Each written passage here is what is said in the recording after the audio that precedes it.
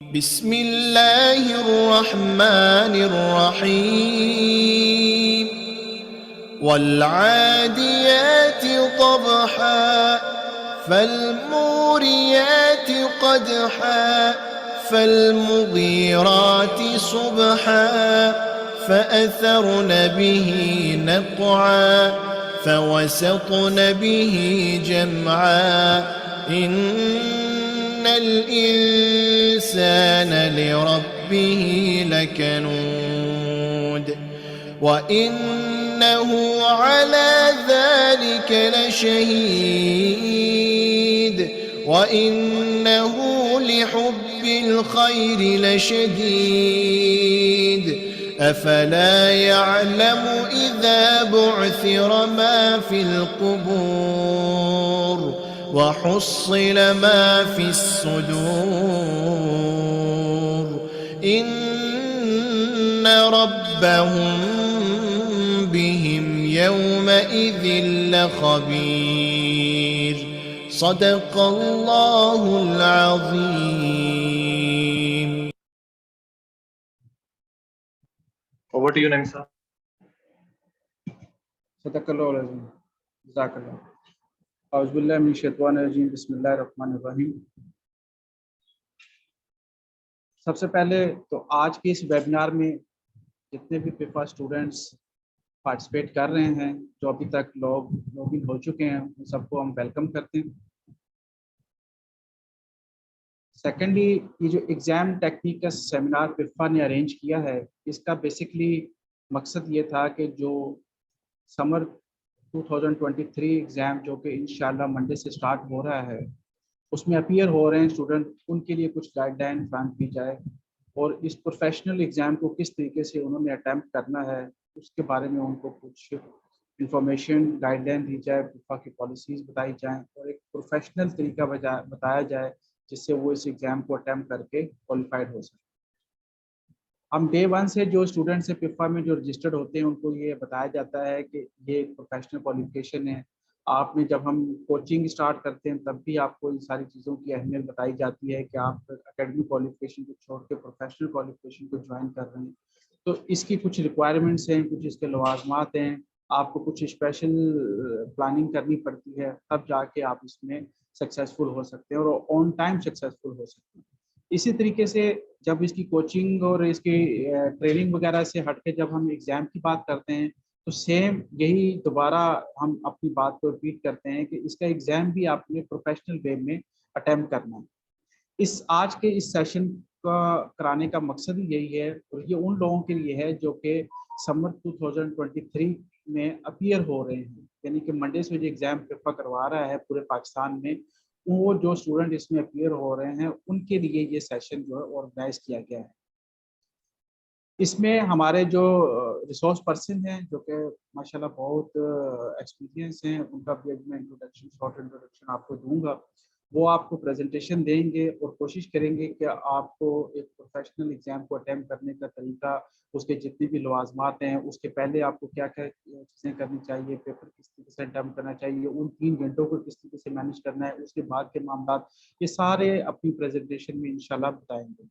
And अगर आपके कोई माइंड में कोई क्वेश्चन आता है तो आप उसको नोट डाउन कर लें और जो हमारे चीफ ऑर्गेनाइजर हैं इस उसको कंडक्ट कर रहे हैं अली ओस्जा, वो आपको इंशाल्लाह अलाउ कर देंगे, तो आप उस क्वेश्चन आंसर सेशन में भी पार्टिसिपेट कर सकते हैं। तो हम अपने रिसोर्स पर्सन की तरफ आते हैं। अब्दुल सलाम साहब फेलो चार्टर्ड अकाउंटेंट हैं, पिफा के फेलो मेंबर हैं। क्योंकि अभी हम ये जो सेशन करवा रहे हैं इसमें सारे स्टूडेंट हैं, तो मैं थोड़ा सा चीज़ों को साथ साथ एक्सप्लेन भी करता जाऊंगा, क्योंकि हमने अपने फ्लायर में लिखा था FCA और FPFA, तो बहुत सारे स्टूडेंट शायद इस चीज़ को ना अंडरस्टैंड कर सकें, तो मैं थोड़ा सा उसको भी एक्सप्लेन कर दूं कि जब कोई भी स्टूडेंट कह लें या कोई भी उम्मीदवार CA कंप्लीट कर लेता है तो वो चार्टर्ड अकाउंटेंट कहलाता है, वो अपने नाम के साथ ACA लिखता है, और जब वो सीनियर चार्टर्ड अकाउंटेंट हो जाता है यानी कि उसको 10 साल हो जाते हैं तो वो अपने नाम के साथ FCA लिखता है, यानी कि फेलो चार्टर्ड अकाउंटेंट। सेम इसी तरीके से जो कोई पिफा क्वालिफाई कर जाता है तो पिफा का मेंबर बन जाता है और अपने नाम के साथ लिखता है APFA associate public finance accountant, और जब वो सीनियर मेंबर बन जाता है तो अपने नाम के साथ फेलो पब्लिक फाइनेंस अकाउंटेंट लिखता है, FPFA लिखता है। तो अब्दुल सलाम साहब सीनियर चार्टर्ड अकाउंटेंट हैं, आईकैप से के मेंबर हैं और सीनियर मेंबर हैं पिफा के, और अपनी फर्म पार्टनर हैं, Sheikh and Chaudhry chartered accountant के पार्टनर हैं। पिफा फैसलाबाद की जो ब्रांच कमेटी है उसके कन्वीनियर हैं, और आई कैप की सीपीटी कमेटी के भी मेंबर हैं। और सबसे बड़ी बात, ये बड़े एक्सपीरियंस और सीजनल टीचर हैं।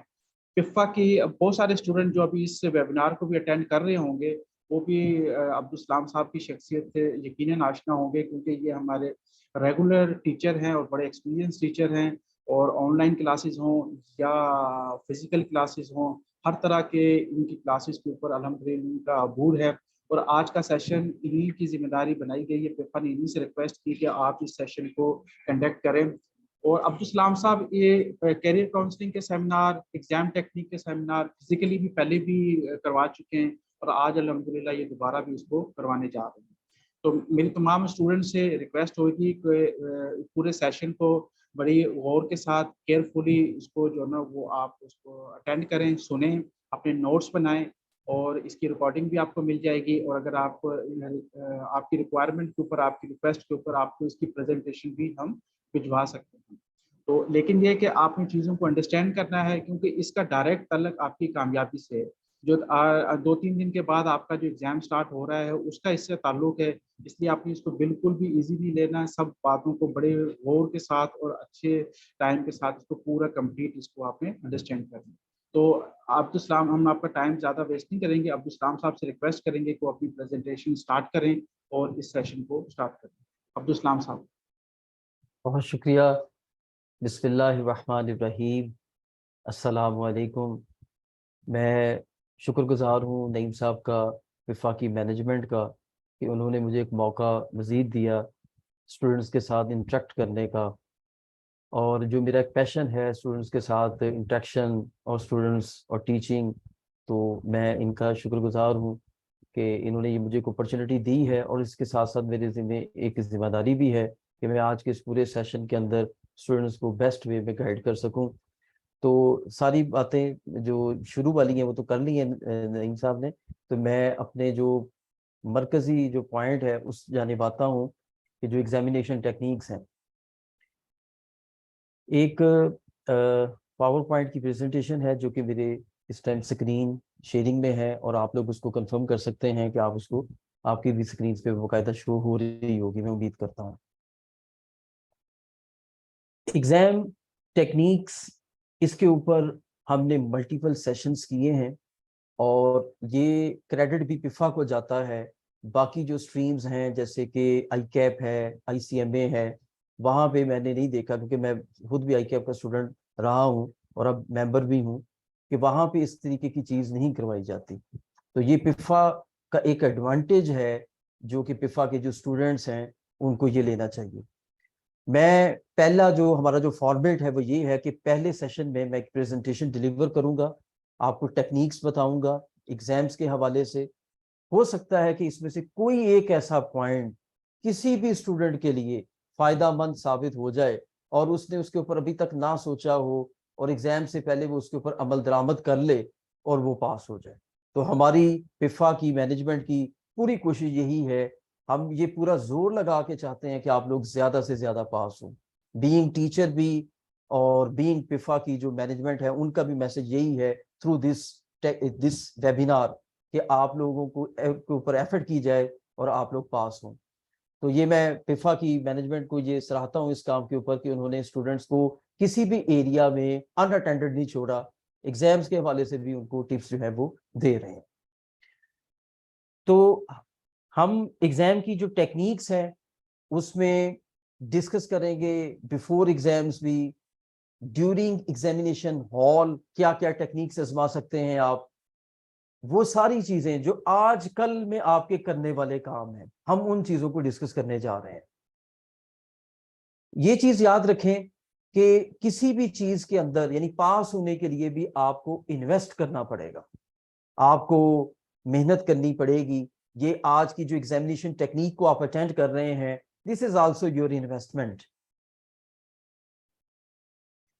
एग्जाम से पहले आपको किन चीजों के ऊपर अमल दरामद करना है, उन चीजों को फॉलो करना है। वो कौन सी टिप्स हैं जो कि आपको फॉलो करनी।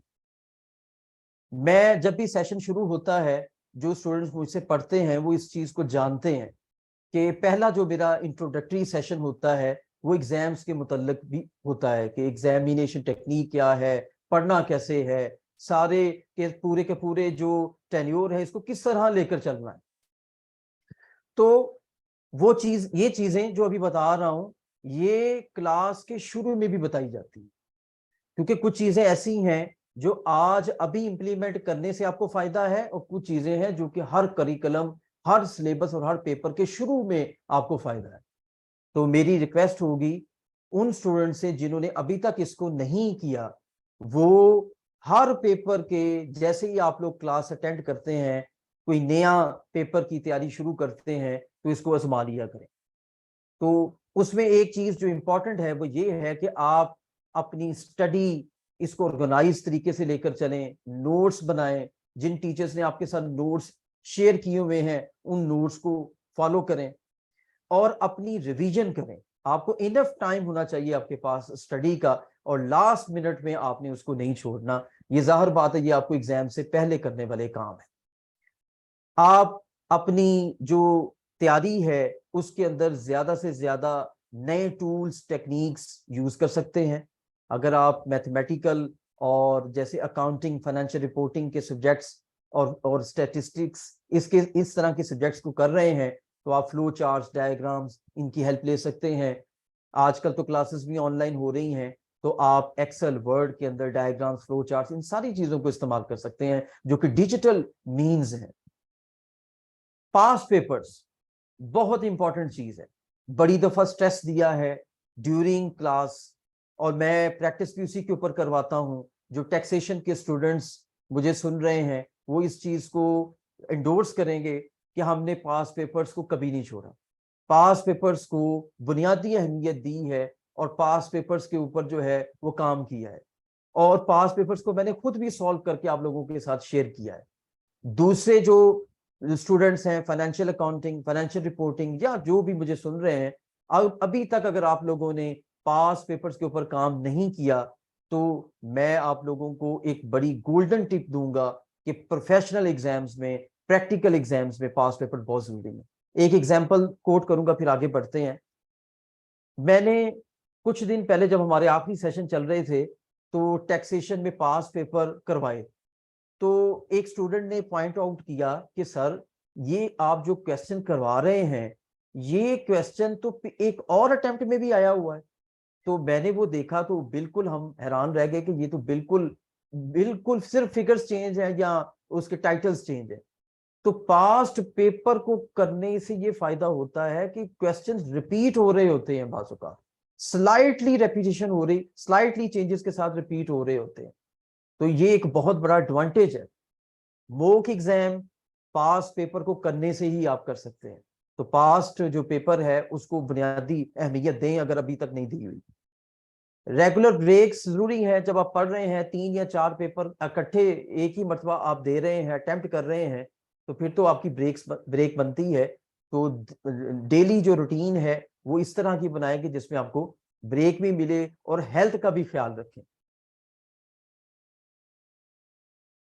ये बड़ा मशहूर एक मकूला है कि if you fail to plan you are planning to fail.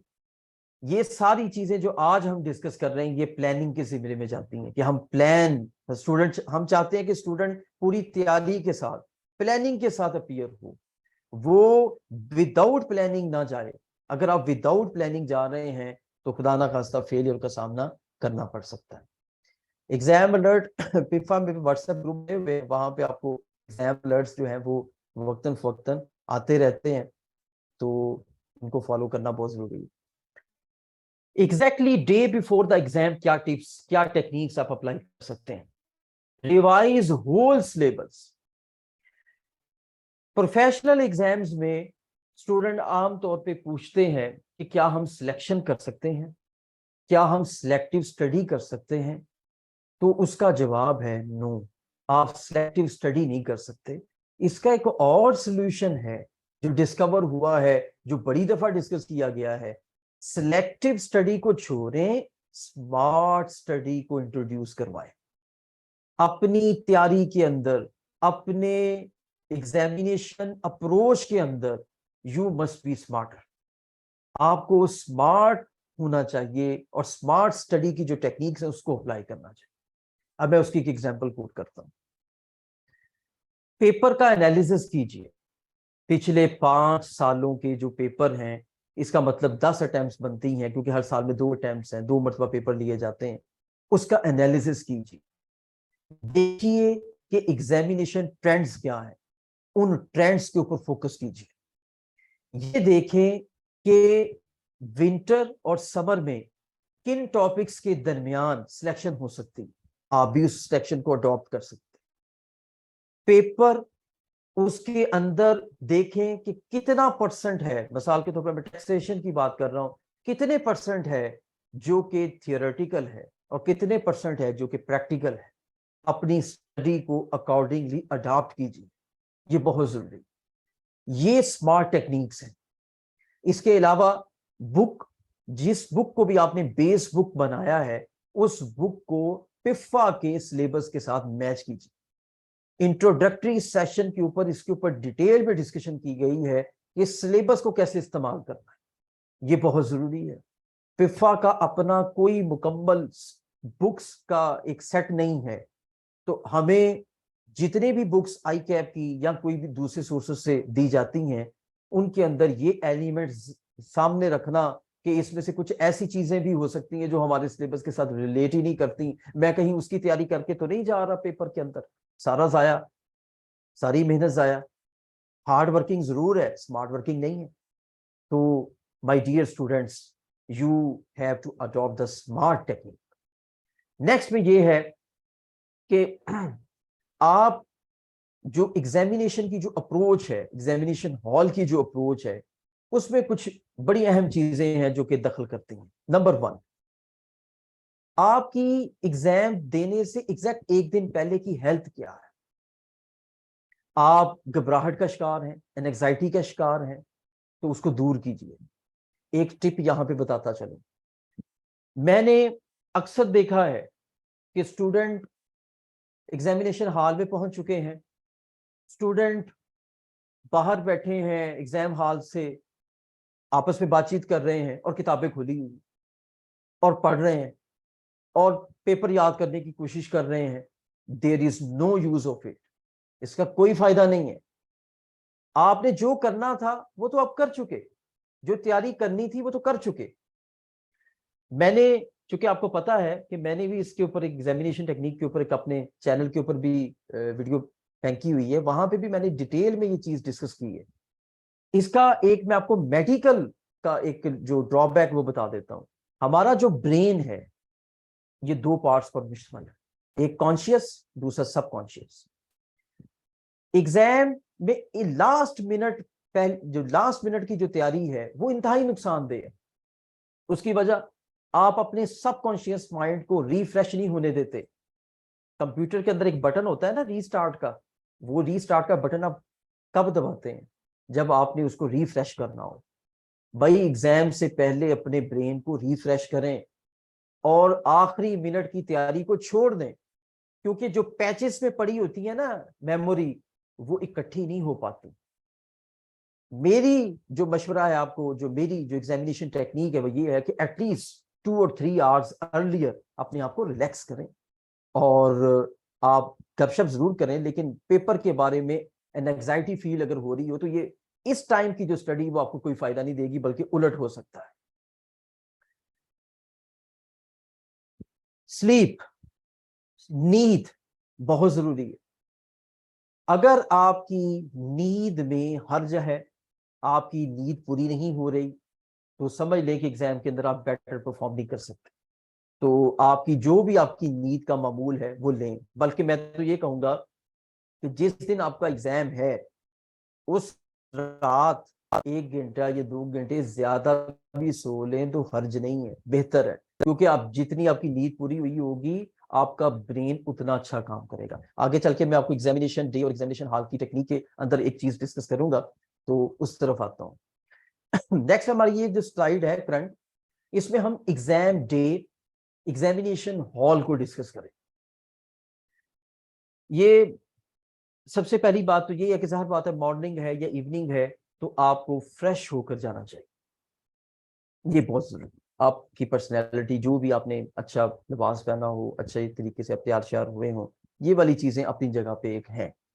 अब इससे ऑनवर्ड एक बड़ी important examination technique, very important, इसको मार्क कर लें, नोट कर लें, अपने पास कहीं इसको सेव करके रख लें, जो भी एक्सेल पे नोट कर रहे हैं या जो अपने पास वैसे नोटबुक पे नोट कर रहे हैं, वेरी इंपॉर्टेंट है जनाब।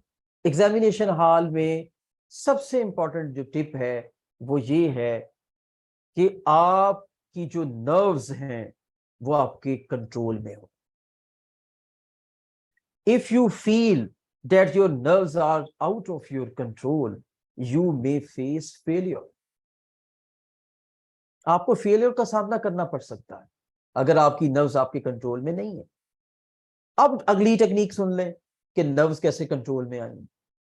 नर्व्स सिर्फ उस दिन कुछ करके कंट्रोल में नहीं आनी। जाहिर बात है कि अगर आपने अच्छी तैयारी की है, जैसे मैंने अभी कहा, अच्छी डाइट है, अच्छी हेल्थ है, अच्छी नींद पूरी की है, तो you are in your control, आपकी नर्व्स आपके कंट्रोल में है। लेकिन एग्जामिनेशन हॉल की एक टेक्निक सुन लें। जिस टाइम प्रोफेशनल एग्जाम पेपर सामने आता है ना, उस टाइम सबसे ज्यादा एंजाइटी होती है।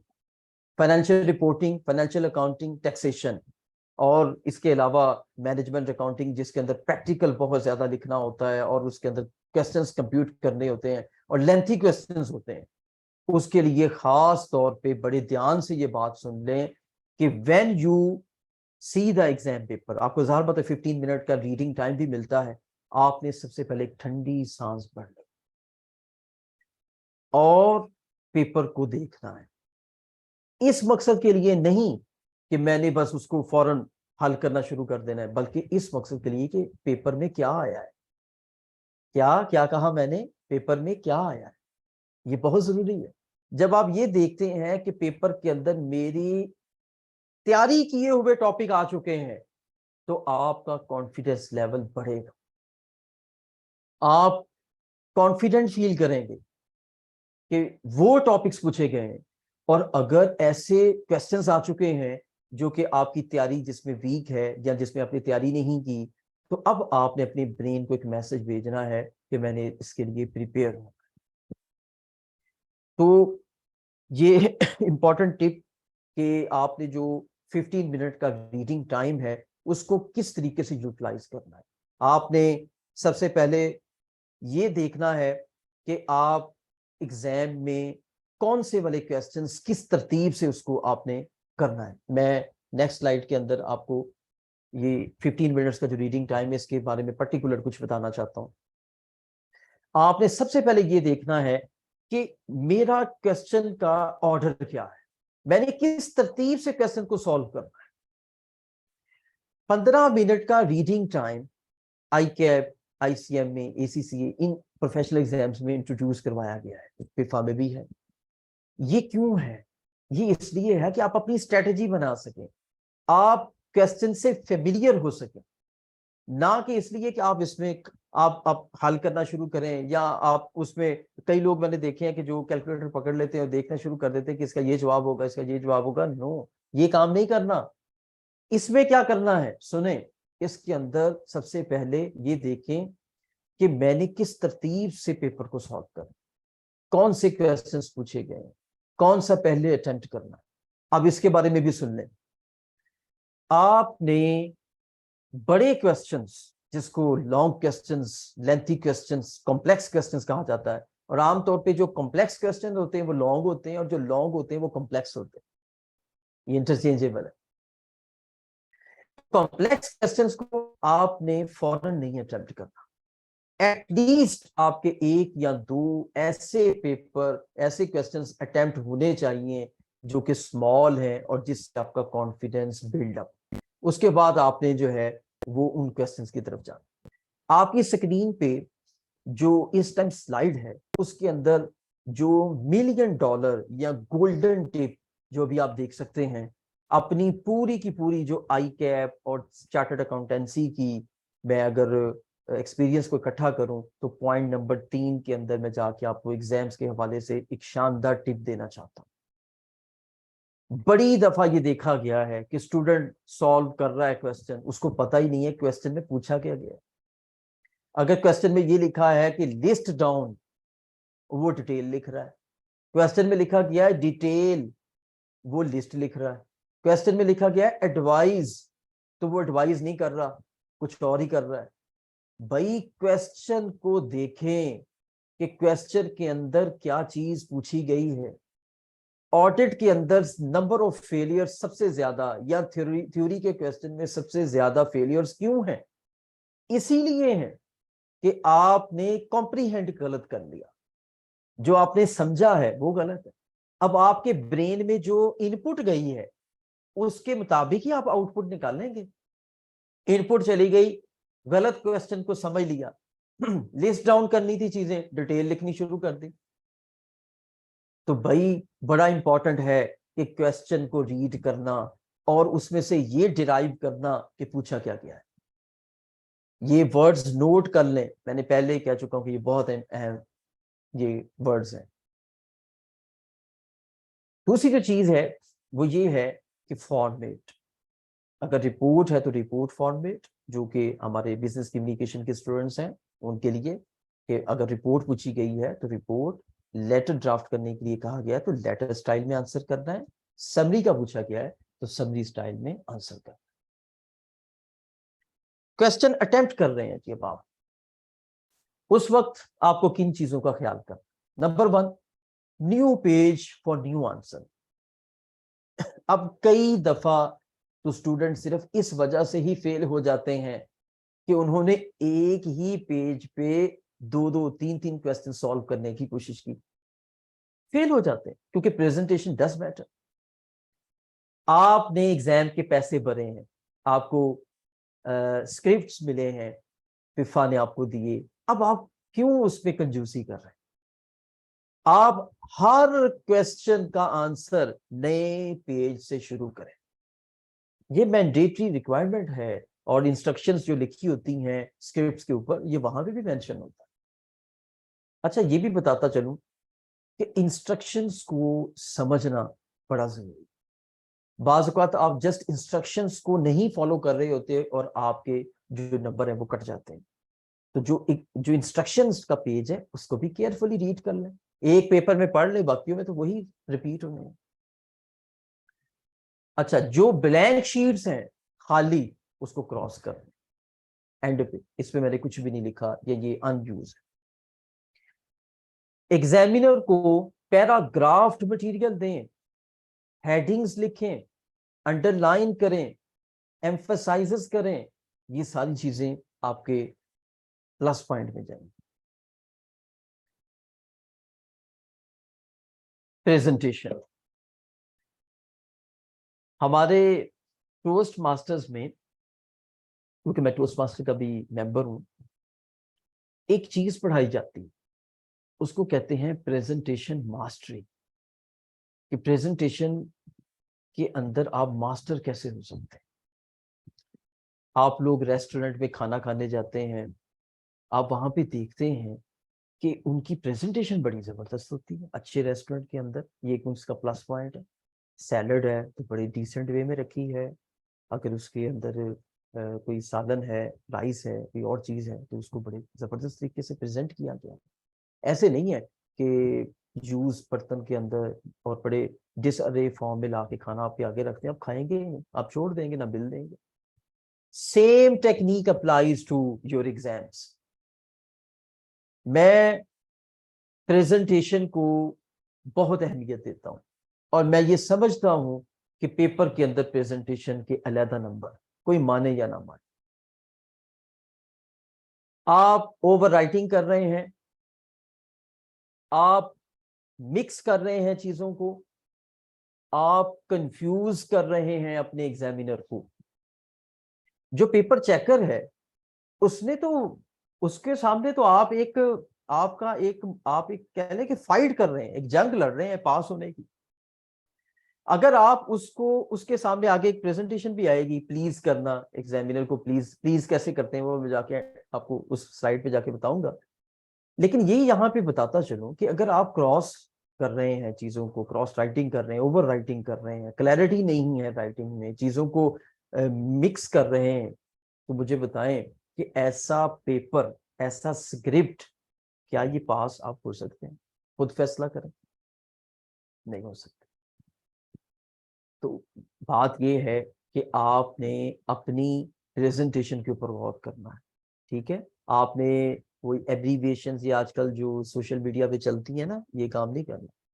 आपने अब आपका जो स्क्रिप्ट है इंतहाई लॉजिकल होना चाहिए, उसकी स्कीम होनी चाहिए, स्कीम के साथ लिखें।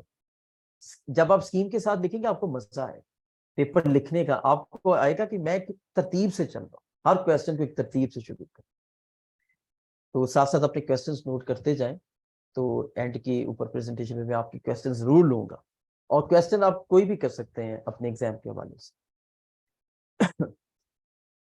ये जो स्लाइड अब आपके सामने है ना, इससे पहले मैं आपको एक मिसाल देना चाहता हूँ। क्रिकेट पाकिस्तान का एक मकबूल खेल है, तो मैं क्रिकेट से एक एग्जांपल दूंगा। आप लोग क्रिकेटर को, जो जो क्रिकेट की टीम है, जैसे पाकिस्तान को आप सपोर्ट करते हैं, अक्सर पाकिस्तान की टीम जो है वो अगर T20 का मैच है तो 20 ओवर्स पूरे नहीं कर पाती, आउट हो जाती है, या 50 ओवर्स के है तो 50 ओवर्स तक नहीं रहती। तो अक्सर देखा है कि जो सपोर्टर्स होते हैं ना, वो इस बात पे टीम की काफी टुकाई कर रहे होते हैं कि आपने एंड तक क्यों नहीं खेला, आप जो है वो आखिरी ओवर तक क्यों नहीं खेला, लास्ट बॉल तक क्यों नहीं खेला, एंड तक क्यों नहीं गए, ये कहते हैं ना। तो भाई यही टेक्निक आपकी एग्जाम पे भी एप्लीकेबल है कि आप आखिरी बाल तक क्यों नहीं जा रहे, आप सारे क्वेश्चंस क्यों नहीं सॉल्व कर रहे। आपने तो खुद ही अपने लिए एक लिमिटेड जो है वो अपने आप को लिमिटाइज कर दिया, अपने अपने पास होने की चांसेस को कम कर लिया। जब आपके सामने 100 नंबर हैं, 100 में से 70 को अटेम्प्ट किया, तो 30 तो आप छोड़ आए हैं। अब आपको 70 में से 50 हासिल करने हैं। आपने तो अपने आप को एक टफर गेम में डाल दिया। तो भाई पूरी इनिंग खेलनी है, एंड तक जाना है, स्किप नहीं करना। अब यहां पे आप लोगों का शायद ये क्वेश्चन आए कि सर क्वेश्चन नहीं आता, क्या अब भी सॉल्व करें? इंप्रेशन खराब हो जाएगा, क्या अब भी सॉल्व करें? तो उसके लिए भी सुन लें। एक दफा ऐसा हुआ कि मैं आई कैप में, यानी सीए की जो एग्जामिनेशन है उसमें मॉड्यूलर सिस्टम होता था, तो मैं मॉड्यूल बी में फाइनेंशियल अकाउंटिंग का पेपर दे रहा। मैं बड़ा कॉन्फिडेंट था, पिछले मेरे पेपर बहुत अच्छे हुए थे, और मुझे ये भी था कि फाइनेंशियल अकाउंटिंग का भी पेपर बहुत अच्छा होगा। अब जब फाइनेंशियल अकाउंटिंग का पेपर आया तो तोते उड़ गए। हुआ कुछ यूं था कि वो अटेम्प्ट बड़ी पाकिस्तान लेवल तक इसके ऊपर बड़ी डिस्कशन हुई थी कि आई कैप ने कहीं उस अटेम्प्ट के अंदर जो क्वेश्चन थे ना वो सिलेबस से मावरा पूछ लिए। बहुत ही यानी मुश्किल क्वेश्चन था, पेपर था वो।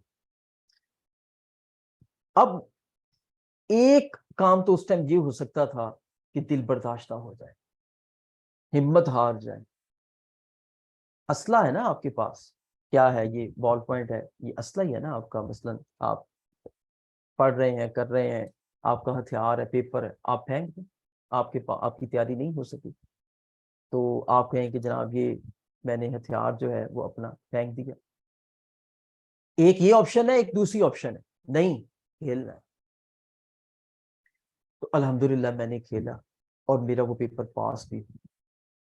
अब सुन लें कि मैंने उस वक्त रियल लाइफ टाइम एग्जाम्पल आपको दे रहा, क्या किया मैंने। एक तो मैंने सबसे इंपॉर्टेंट चीज, मैंने अपने आप को कूल डाउन, क्योंकि अब जो होना था वो तो हो गया। ये तो नहीं मैं कर सकता कि मैं उसका जाके सर फाड़ दूं कि भाई ये तूने क्या पेपर दिया, ये नहीं हो सकता भाई। अपने जज्बात अपने पास रखें। अब वो क्वेश्चन जहां पे मैं समझ रहा था कि यहाँ मैं ठीक हूँ, बेहतर हूँ, अच्छा परफॉर्म कर सकता हूँ, स्टार्ट कर दिया। आहिस्ता आहिस्ता कॉन्फिडेंस बिल्ड होना शुरू हुआ। अब वो बात कहने लगा हूं जिसका जवाब है कि वो क्वेश्चन आ गया जिसका जवाब ही नहीं आता था, बिल्कुल माइंड फारग। उसका क्या किया? उसके लिए मैंने ये किया कि मैंने ना पिछले जो अपने क्वेश्चन जो हल किए हुए थे उनको पढ़ना शुरू कर दिया। कैसी टेक्निक? जो हल किए थे ना उन्हीं को पढ़ना शुरू कर दिया। तो पढ़ के हुआ क्या कि मेरे दिमाग या मेरे ब्रेन में कुछ चीजें क्लिक होनी शुरू। अब जो वो क्लिक हुई ना, वो मेरे उस आखिरी क्वेश्चन जो मुझे नहीं आता था मैंने वो लिखना शुरू कर दिया। मेरे ख्याल में ये टेक्निक आपने शायद कभी पहले नहीं सुनी होगी। तो भाई पेपर के अंदर एग्जामिनेशन हॉल में बी स्मार्टर, स्मार्टली प्ले करें। ये ना कहें कि ओहो हो खत्म हो गया, कुछ खत्म नहीं हुआ। अपने आप को आप सेल्फ इनकरेजमेंट, सेल्फ कॉन्फिडेंस पैदा करें। लोगों ने आपके अंदर कॉन्फिडेंस नहीं पैदा करना, आपने खुद अपने अंदर कॉन्फिडेंस पैदा करना। तो हर क्वेश्चन का जवाब दें। किसी क्वेश्चन के बारे में ये ना कहें कि ये मुझे नहीं आता। प्लीजिंग द एग्जामिनर, एग्जामिनर को प्लीज करें, खुश करें। कैसे करेंगे? एक बात तो वो जो भी सीख ली, प्रेजेंटेशन, प्रेजेंटेशन के जरिए से, प्रेजेंटेशन स्किल के जरिए से। अब दूसरी बात बड़ी अहम, वो सुन लें जनाब। एग्जामिनर प्लीज कैसे होता है? एग्जामिनर प्लीज उस वक्त होता है जब आपका जो सॉल्यूशन है वो कंप्लीट हो। एक वर्ड इस्तेमाल किया है, इसके पीछे पूरी एक स्टोरी है। क्या हो? कंप्लीट। अब कंप्लीट का क्या मतलब है, एक एग्जांपल से समझाते हैं। फाइनेंशियल अकाउंटिंग के स्टूडेंट, फाइनेंशियल रिपोर्टिंग के स्टूडेंट, मैनेजमेंट अकाउंटिंग के स्टूडेंट, टैक्सेशन के स्टूडेंट खास तौर पे इस बात को एंडोर्स करेंगे। उस कोई क्वेश्चन जो न्यूमेरिकल क्वेश्चन आता है उसमें नोट्स बनाने पड़ते हैं, वर्किंग्स करनी पड़ती हैं। आपने क्या किया? आपने क्वेश्चन को सॉल्व कर दिया, वर्किंग नोट्स बनाए नहीं, या बनाए थे इनकम्प्लीट है। ये नहीं पता चल रहा कि वर्किंग नोट्स कितने बनाने हैं। तो उसके लिए याद रखें, जब जहां तक हो सकता है मैक्सिमम यू कैन, जितने आप वर्किंग नोट्स बना सकते हैं, जितने आप वर्किंग नोट्स दे सकते हैं इस क्वेश्चन में दें। एग्जामिनर प्लीज हो जाएगा। मसलन एग्जामिनर कहेगा अच्छा ये अमाउंट कंप्यूट हुई है, ये वर्किंग नोट नंबर 1 में से कंप्यूट की है, वो वहां जाके उसको चेक कर। ये है तरीका प्लीज करने का, एग्जामिनर को खुश करने का।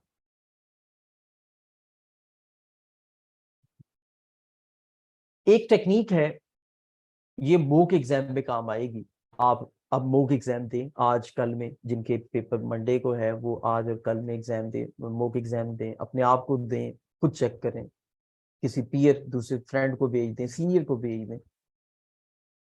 तो मॉक एग्जाम में ये इस चीज की रिहर्सल करें कि आप जो आंसर कर रहे हैं वो क्या है, और जो आंसर किया है वो कैसे किया है। व्हाट का और हाउ का जवाब आपको आना चाहिए। ये आपकी फोकस की डिटर्मिनेशन है कि आपने जवाब फोकस के साथ लिखा है कि नहीं। ऑडिट के सिलसिले में एक बात बताता चलूं कि ऑडिट में सबसे ज्यादा फेल होने का जो वजह है, रीजन है, वो ये है कि फोकस्ड रिप्लाई नहीं मिलते। कभी एग्जामिनर कमेंट तो पढ़ के देखें, कितनों को इत्तेफाक हुआ एग्जामिनर कमेंट पढ़ने का? बहुत कम लोगों को। तो आज लिखें, डायरी पे नोट करें कि आपने एग्जामिनर कमेंट्स को पढ़ना है। ये पिफा की वेबसाइट पे अवेलेबल है। पास्ट जो पेपर्स हैं उनका सोल्यूशन अवेलेबल है। पिफा का स्टैंडर्ड सोल्यूशन भी आता है हर अटेम्प्ट के बाद, उनको जाके स्टडी करें, अपने आप को इवेल्युएट करें। जो सेकंड अटेम्प्ट, थर्ड अटेम्प्ट में जा रहे हैं वो चेक करें कि where are flaws, how to eliminate the flaws. आपको जवाब मिलेगा, खुद से जवाब मिलेगा, किसी से असेसमेंट करवाने की जरूरत नहीं। तो आपने क्या आंसर किया? अब आंसर तो हर कोई लिख कर आया है, what you answered and how you answered does matter. अगर आपका फोकस होगा तो आप वही चीज लिखेंगे जो लॉजिकल है। ऑडिट में लॉजिकल राइटिंग बहुत जरूरी है।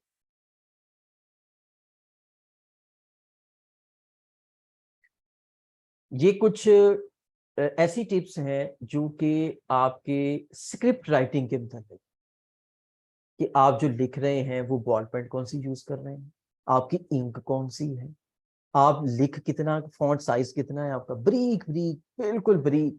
भाई ऐसा ब्रीक क्यों लिख रहे हो? एग्जामिनर तो कभी भी प्लीज नहीं होगा। लार्ज लिखें, इतना लार्ज कि आसानी से पढ़ा जा सके। सब हेडिंग्स दें और इन सारी चीजों पे अमल करें।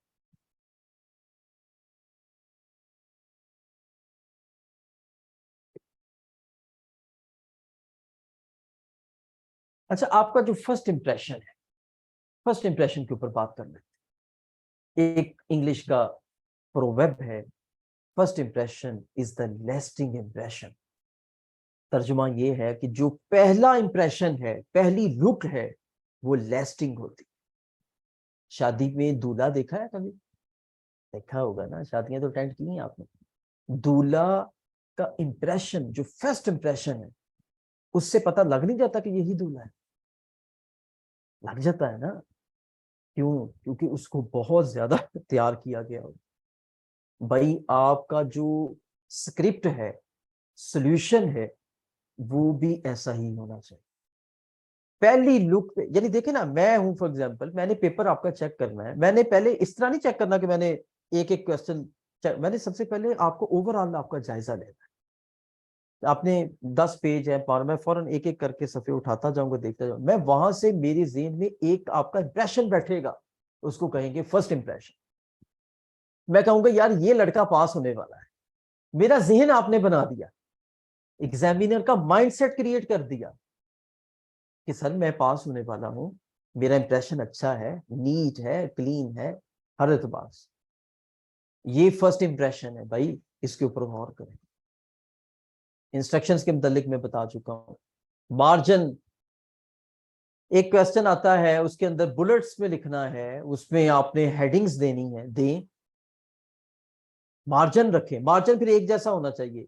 मसलन 5 पॉइंट है, आपने पहले पॉइंट और दूसरे पॉइंट में मार्जिन ज्यादा छोड़ दिया, दूसरे और तीसरे के दरमियान मार्जिन बहुत कम है। ये क्या कर रहे हैं आप?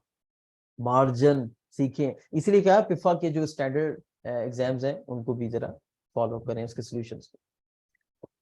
लिजिबल होना चाहिए, ये बात अभी डिस्कस हुई है। आप ब्लैक और ब्लू इंक यूज कर सकते हैं, और मीडियम पॉइंटेड निब आप यूज करें, और उससे ज्यादा अच्छी आपकी आएगी जो है hand writing. Neat and labelled sketches use करें जहां जहां आपको रिक्वायर्ड है, और स्पेसेस होनी चाहिए आपकी आंसर की सब सेक्शंस के अंदर। मैं कभी, मुझे इत्तेफाक हो कि मैं आपको ना कुछ स्क्रिप्ट्स दिखा सकूं, तो मैं कोशिश करूंगा कि किसी टाइम नेक्स्ट एग्जामिनेशन टेक्निक में कि आपको स्क्रिप्ट्स दिखाऊं, ताकि आपका एक माइंड बने, आपको पता चले कि नीट एंड क्लीन स्क्रिप्ट्स कैसे होते हैं। शॉर्ट सेंटेंसेस का इस्तेमाल करें, स्मॉल पैराग्राफ में बात करें, बड़ी अच्छी बात है। स्पेलिंग को जरूर चेक करें। सॉरी, स्पेलिंग की मिस्टेक को ब्लंडर कहा जाता है।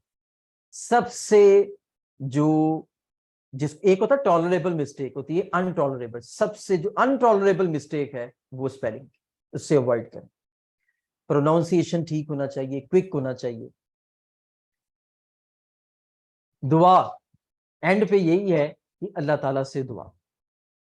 तो जाहिर बात है प्रोफेशनल एग्जाम्स में मेरी तो ये एक आप ये कह सकते हैं कि मेरी अपनी एक पूरी रही है कि एक जो दुआ है उसका बड़ा असर है प्रोफेशनल एग्जाम्स में, खास करके इसकी अहमियत को आप नज़रअंदाज नहीं कर सकते। काफ़ी इसके मुतल्लिक भी वाक़यात हैं ऐसे मेरी अपनी पर्सनल लाइफ में, लेकिन अब चूंकि टाइम शॉर्ट है तो ये याद रखें कि दुआ का भी असर है। तो अभी हम क्वेश्चन आंसर लेते हैं आप लोगों से। तो अली उसजा प्लीज़ आप हमारे साथ कोऑर्डिनेट करें, और इस टाइम जो सेशन है वो ओपन है for questions, live questions. You can ask any question from me regarding presentation skills, regarding examination techniques, so I am available.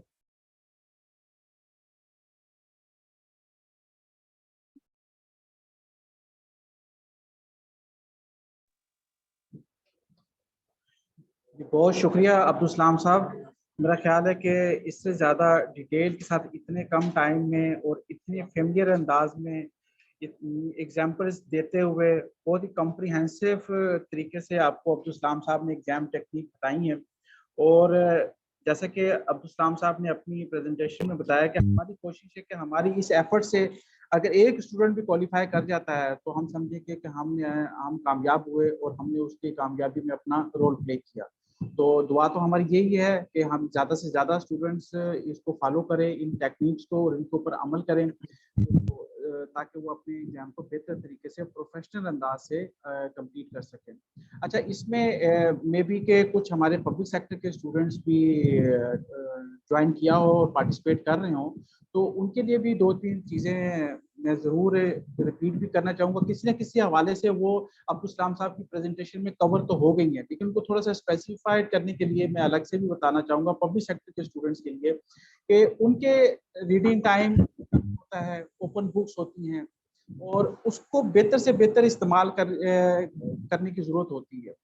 अब होता ही है, तो अमूमन मैं लाहौर के एग्जाम को भी सुपरवाइज कर चुका हूँ, फैसलाबाद के भी हॉल को एग्जाम को सुपरवाइज कर चुका हूँ। अनफॉर्चुनेटली जो सीरियसनेस आनी चाहिए, नज़र आनी चाहिए, और जो इतनी अटेंशन नज़र आनी चाहिए, जितनी एफर्ट नज़र आनी चाहिए, उतनी होती नहीं है। जैसे कि सर ने अभी बताया कि हमने इम्प्रेस करना है और अपनी चीज़ों को इतना इस हद तक एफर्ट करनी है कि अगला मजबूर हो जाए तो हमारे को कामयाबी मिल सके। तो एग्जाम हॉल में आते हैं, 15 मिनट इसकी इम्पोर्टेंट के ऊपर सर ने बहुत कॉम्प्रिहेंसिव आपको बताया कि इस 15 मिनट को किस तरीके से इस्तेमाल करना है। लेकिन अनफॉर्चुनेटली हकीकत यह है कि उस 15 मिनट को लोग जाया कर रहे हैं, स्टूडेंट जाया कर रहे होते हैं, पब्लिक सेक्टर के स्टूडेंट खासकर उस 15 मिनट को जाया कर रहे होते हैं। वो जो एग्जामिनर की, जो पेपर सेटर की जो रिक्वायरमेंट है, उस तक जा ही नहीं पा रहे होते। उसमें उनकी भी कोशिश होती है कि वो इधर उधर की काम कर लें, और अपने अपने आंखें बंद करके कुछ कर रहा होता है, कुछ इधर उधर जानने की कोशिश करता है, कुछ तरीके से मामला को टाइम जाया करता है। हालांकि सर ने भी अभी बताया, और मैं उस बात को इंडोर्स भी कर रहा हूँ, सेकंड भी करके रिपीट भी कर रहा हूँ, कि फॉर एग्जाम्पल अगर एग्जामिनर ने आपसे रिक्वायरमेंट की है और आप उस रिक्वायरमेंट को पूरा नहीं कर रहे और आप अपने तरीके से उसको सॉल्व कर रहे हैं, तो वो फिर आपको कोई एडवांटेज नहीं देगा और वो आपको किसी भी लेवल पे पास नहीं करेगा। कई जगहों पे चॉइस का इतनी प्रॉब्लम आती है, चॉइस दी गई जाती है, साथ में एग्जामिनर ये कह रहा होता है कि आपने पार्ट 1 आपने मैंडेटरी करना है और 2-3 में से आपने एक करना है, यानी कि टोटल 2 करने हैं। आपने उस वाली को इग्नोर कर दिया या आपका तवज्जो ही नहीं गई, आपने जो मैंडेटरी वाली है उसको बिल्कुल छोड़ दिया और 2 और 3 कर ली, तो आपने तो एग्जामिनर की रिक्वायरमेंट नहीं पूरी की ना। टोटल तो आपने 2 कर ली, लेकिन उसने साथ में ये भी लिखा हुआ है कि आपने जो 1 है उसको मैंडेटरी करना है, वो कंपलसरी है। 2 और 3 में चॉइस दी है, टोटल 2 करनी है। आपने टोटल 2 वाले को फोकस करते हुए आपने 2 और 3 कर ली, आपने 1 की नहीं है। तो इस तरह की छोटी छोटी सी मिस्टेक्स होती हैं जिनको आप इग्नोर कर देते हैं, और ये सारी प्लानिंग करनी होती है उन रीडिंग टाइम में। उस रीडिंग टाइम को आप ज़ाया कर देते हैं, इसी वजह से आपका जब फिर पेपर टाइम कम हो जाता है। सेकंड, पब्लिक सेक्टर में ये क्योंकि उसमें ऑब्जेक्टिव भी होते हैं और ऑब्जेक्टिव का भी टाइम दिया जाता है, और उसके कॉर्पोरेट सेक्टर में हमें ऑब्जेक्टिव नहीं है, उनका अलग से टाइम नहीं दिया जाता। तो पब्लिक सेक्टर में स्टूडेंट्स के उसमें भी यही होती है कि कोशिश करें कि डिसिप्लिन के साथ अपने पेपर के ऊपर फोकस करें, बजाय ये कि आप इधर से उधर से गलत मार्किंग करें। कि अगर आपको कोई क्वेश्चन नहीं भी आता तो आप अपने हिसाब से अपनी समझ बूझ के साथ उसको चूज करें, मल्टीपल चॉइस के क्वेश्चन सॉल्व करें, ना ये कि आप हॉल को डिस्टर्ब करते हुए शोर शराबा करें और इधर उधर से नोट करने की कोशिश करें। तीसरी इंपॉर्टेंट बात जो राइटिंग के बारे में सर ने बताई है, मैं उसको सेकंड करूंगा, और आप सबसे जितने भी इस टाइम पार्टिसिपेंट्स हैं उन सबसे रिक्वेस्ट करूंगा कि अभी टाइम है, 2-3 दिन का मार्जिन है, आप इसके ऊपर जरूर तवज्जो दें।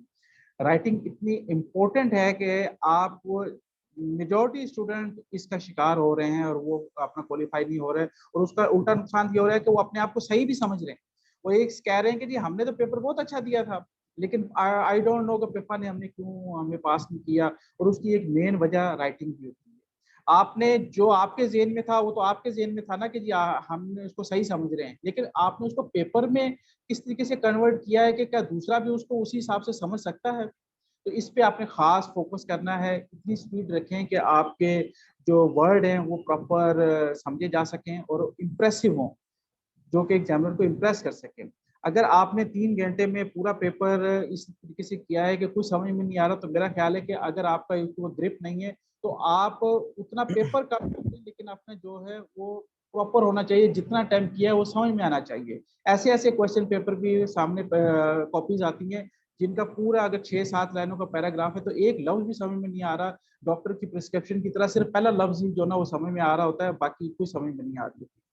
तो इसके ऊपर भी आपने तवज्जो देनी है कि राइटिंग के ऊपर अपनी जो ना वो पूरी ग्रिप रखनी है, उसको बेहतर से बेहतर तरीके से करना है।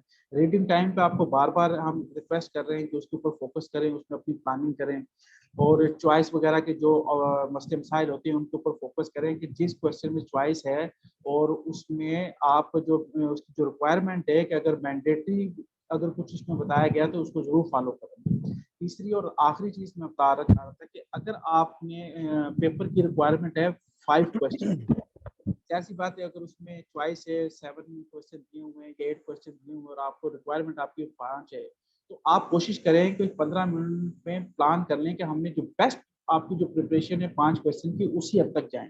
आप यह न करें कि जी सातों के साथ हम हल करके आ गए हैं, जी हमने तो 7 पेपर कर लिए हैं। अगर आप कोशिश करें कि जो सातों पे आपने टाइम लगाया है उसमें से आप जो बेस्ट 5 है उनके ऊपर टाइम लगाएं, क्योंकि 2 के तो आपको मार्क्स मिलने नहीं है, और हो सकता है एग्जामिनर कौन से 2 आपके ड्रॉप कर दे, ये तो नहीं कहीं पे भी कोई इस तरह की चीज नहीं हो सकता है वो आपके हाईएस्ट जो अच्छे हुए वो कैंसिल कर दे। तो आपने इन चीजों का खास ख्याल रखना है। रिक्वायरमेंट जो एग्जामिनर की पेपर सेटर की जो रिक्वायरमेंट है उसके ऊपर तवज्जो देनी है और कोशिश करना है कि उसके मुताबिक ही अपना 3 घंटे को प्लान करें और मैनेज करें। अभी अली हौसला से रिक्वेस्ट है कि वो अगर कुछ स्टूडेंट के क्वेश्चन है तो वो 1 by 1।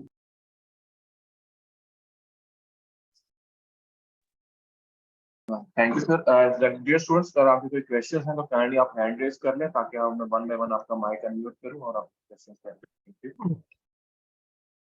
इस पे मेरी रिक्वेस्ट होगी कि नईम साहब के साथ हमें ज्वाइन कर लें, क्योंकि हो सकता है कि कुछ क्वेश्चंस ऐसे हों जो नईम साहब डायरेक्टली आंसर करें और कुछ ऐसे हों जो मैं आंसर करूं। बस ये कि कॉम्प्लीमेंट साथ साथ होते जाएंगे।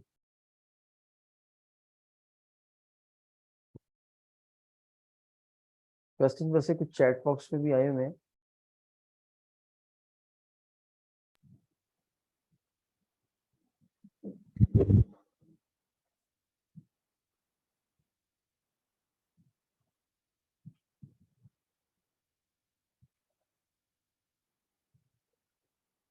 अच्छा, इसमें एक अभी मेरी नजरों से क्वेश्चन गुजरा था कि पब्लिक सेक्टर तो चॉइस देता ही नहीं है। ऐसी बात नहीं है।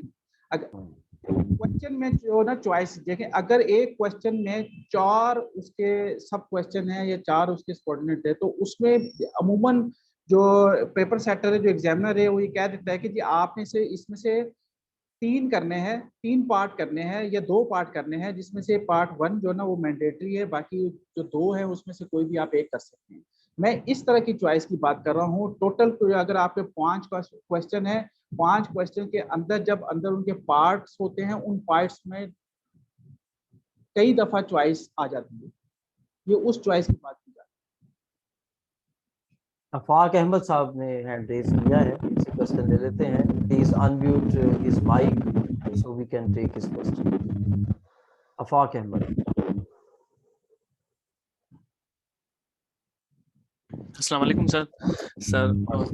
Hope you are doing well. Sir मेरा क्वेश्चन ये था कि मैं पब्लिक सेक्टर से बिलोंग करता हूँ। अगर जैसे हमारा क्वेश्चन होता है कैश फ्लो स्टेटमेंट, हम कैश फ्लो स्टेटमेंट बनाते हैं और उसके बाद कुछ चीज़ें ऐसी होती हैं कि ऑपरेटिंग में डालनी थी वो हमने डाल दी इन्वेस्टिंग में, तो जो ओवरऑल नीचे जो हमारा आंसर बनता है वो जो है ना गलत बन जाएगा, जो जवाब आएगा। तो उस में जो हम इतना लिखते हैं या सारा प्रैक्टिस करते हैं उसकी कुछ मार्क्स मिलती हैं या उनकी कोई भी मार्क्स नहीं मिलती है प्रेजेंटेशन की। देखें मैंने एक चीज़ ऑपरेटिंग की जगह फाइनेंसिंग में डाल दी, पर ओवरऑल मैंने क्वेश्चन अटेम्प्ट किया और उसके बाद जो उसका एक पैटर्न था उसको फॉलो किया, उसकी मार्क्स मिलती हैं कि नहीं?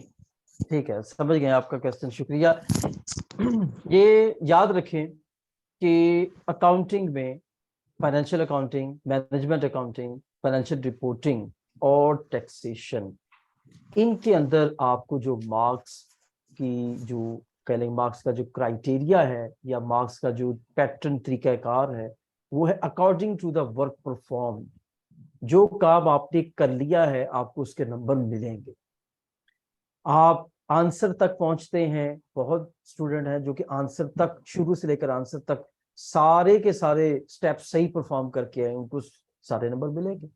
और जिस स्टेप पे आपकी गलती है उस स्टेप का नंबर आपका कटेगा। आपने कैश फ्लो स्टेटमेंट में ऑपरेटिंग एक्टिविटी को इन्वेस्टिंग एक्टिविटी में डाल दिया, इन्वेस्टिंग को फाइनेंसिंग एक्टिविटी में डाल दिया, यहां पे इस स्टेप का नंबर कटेगा। एंड में जाके देखेगा एग्जामिनर कि भाई आंसर भी बराबर है कि नहीं। अगर आंसर नहीं बराबर तो उसका भी नंबर कटेगा। लेकिन अगर फॉर्चुनेटली सिर्फ प्रेजेंटेशन की वजह से आपका आंसर बराबर आ गया है तो आपको आंसर बराबर होने के नंबर मिलेंगे। Next question.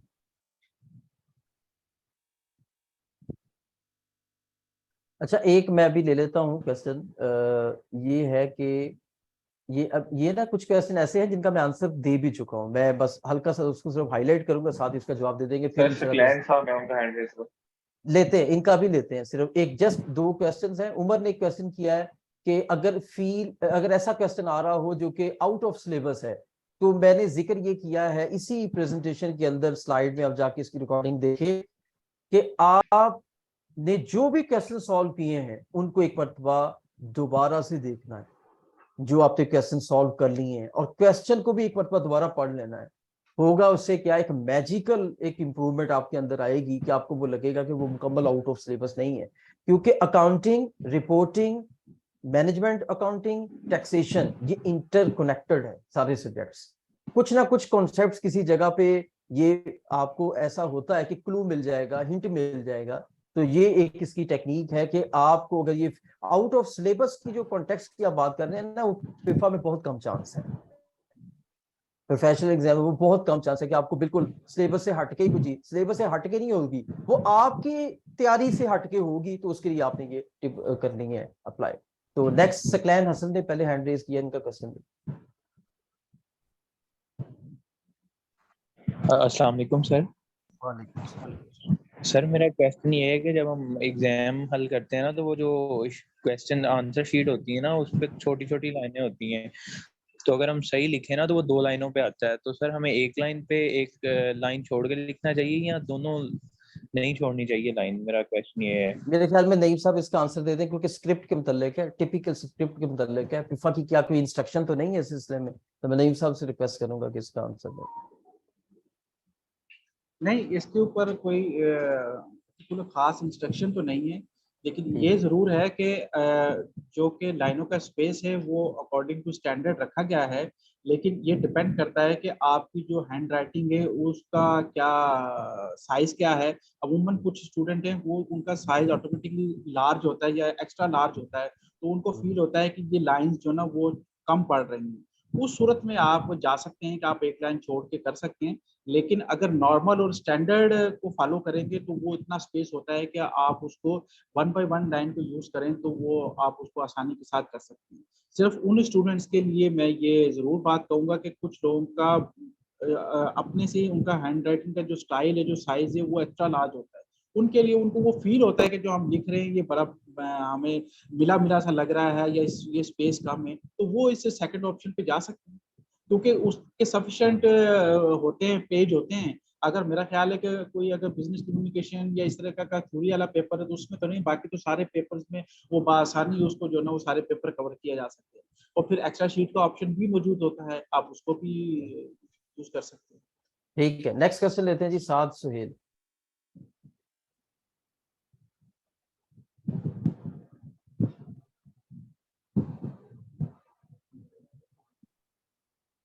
नेक्स्ट क्वेश्चन ले लें फिर अली। जी साथ करिए, माइक अनम्यूट कीजिएगा साथ।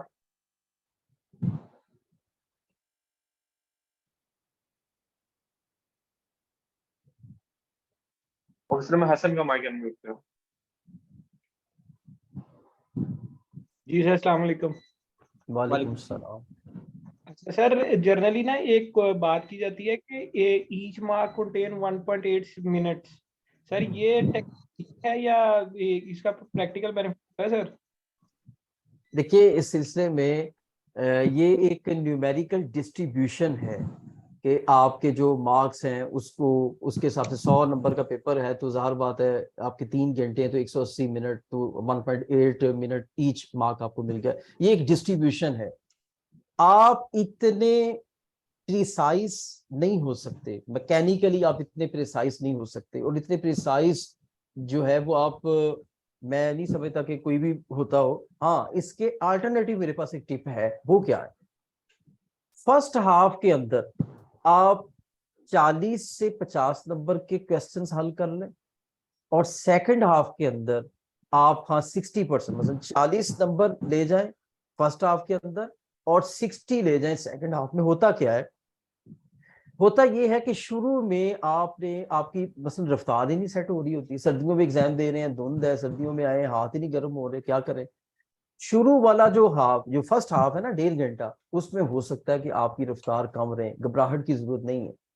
सेकंड हाफ में आपकी रफ्तार बन जाएगी ऑटोमेटिकली। ये एक जो स्टूडेंट देते रहे एग्जाम उनको पता है, उनका एक्सपीरियंस है, और मैं भी अपनी सीए की जो अपना पास एक्सपीरियंस है उसकी बेस में बता सकता हूँ कि मैंने यानी सेकंड हाफ के अंदर ज्यादा 60-65 मार्क्स के क्वेश्चन सॉल्व किए हुए हैं। तो ये होता यही है कि नॉर्मली कि आपकी एक स्पीड बन चुकी होती है। तो 1.8 वाला कोई इतना मैकेनिकल अगर आप नहीं भी चला जाता तो खैर है, ये आप कर सकते हैं। Next question. ओके सर, मैं आसिम का माइक अनम्यूट कर रहा हूँ।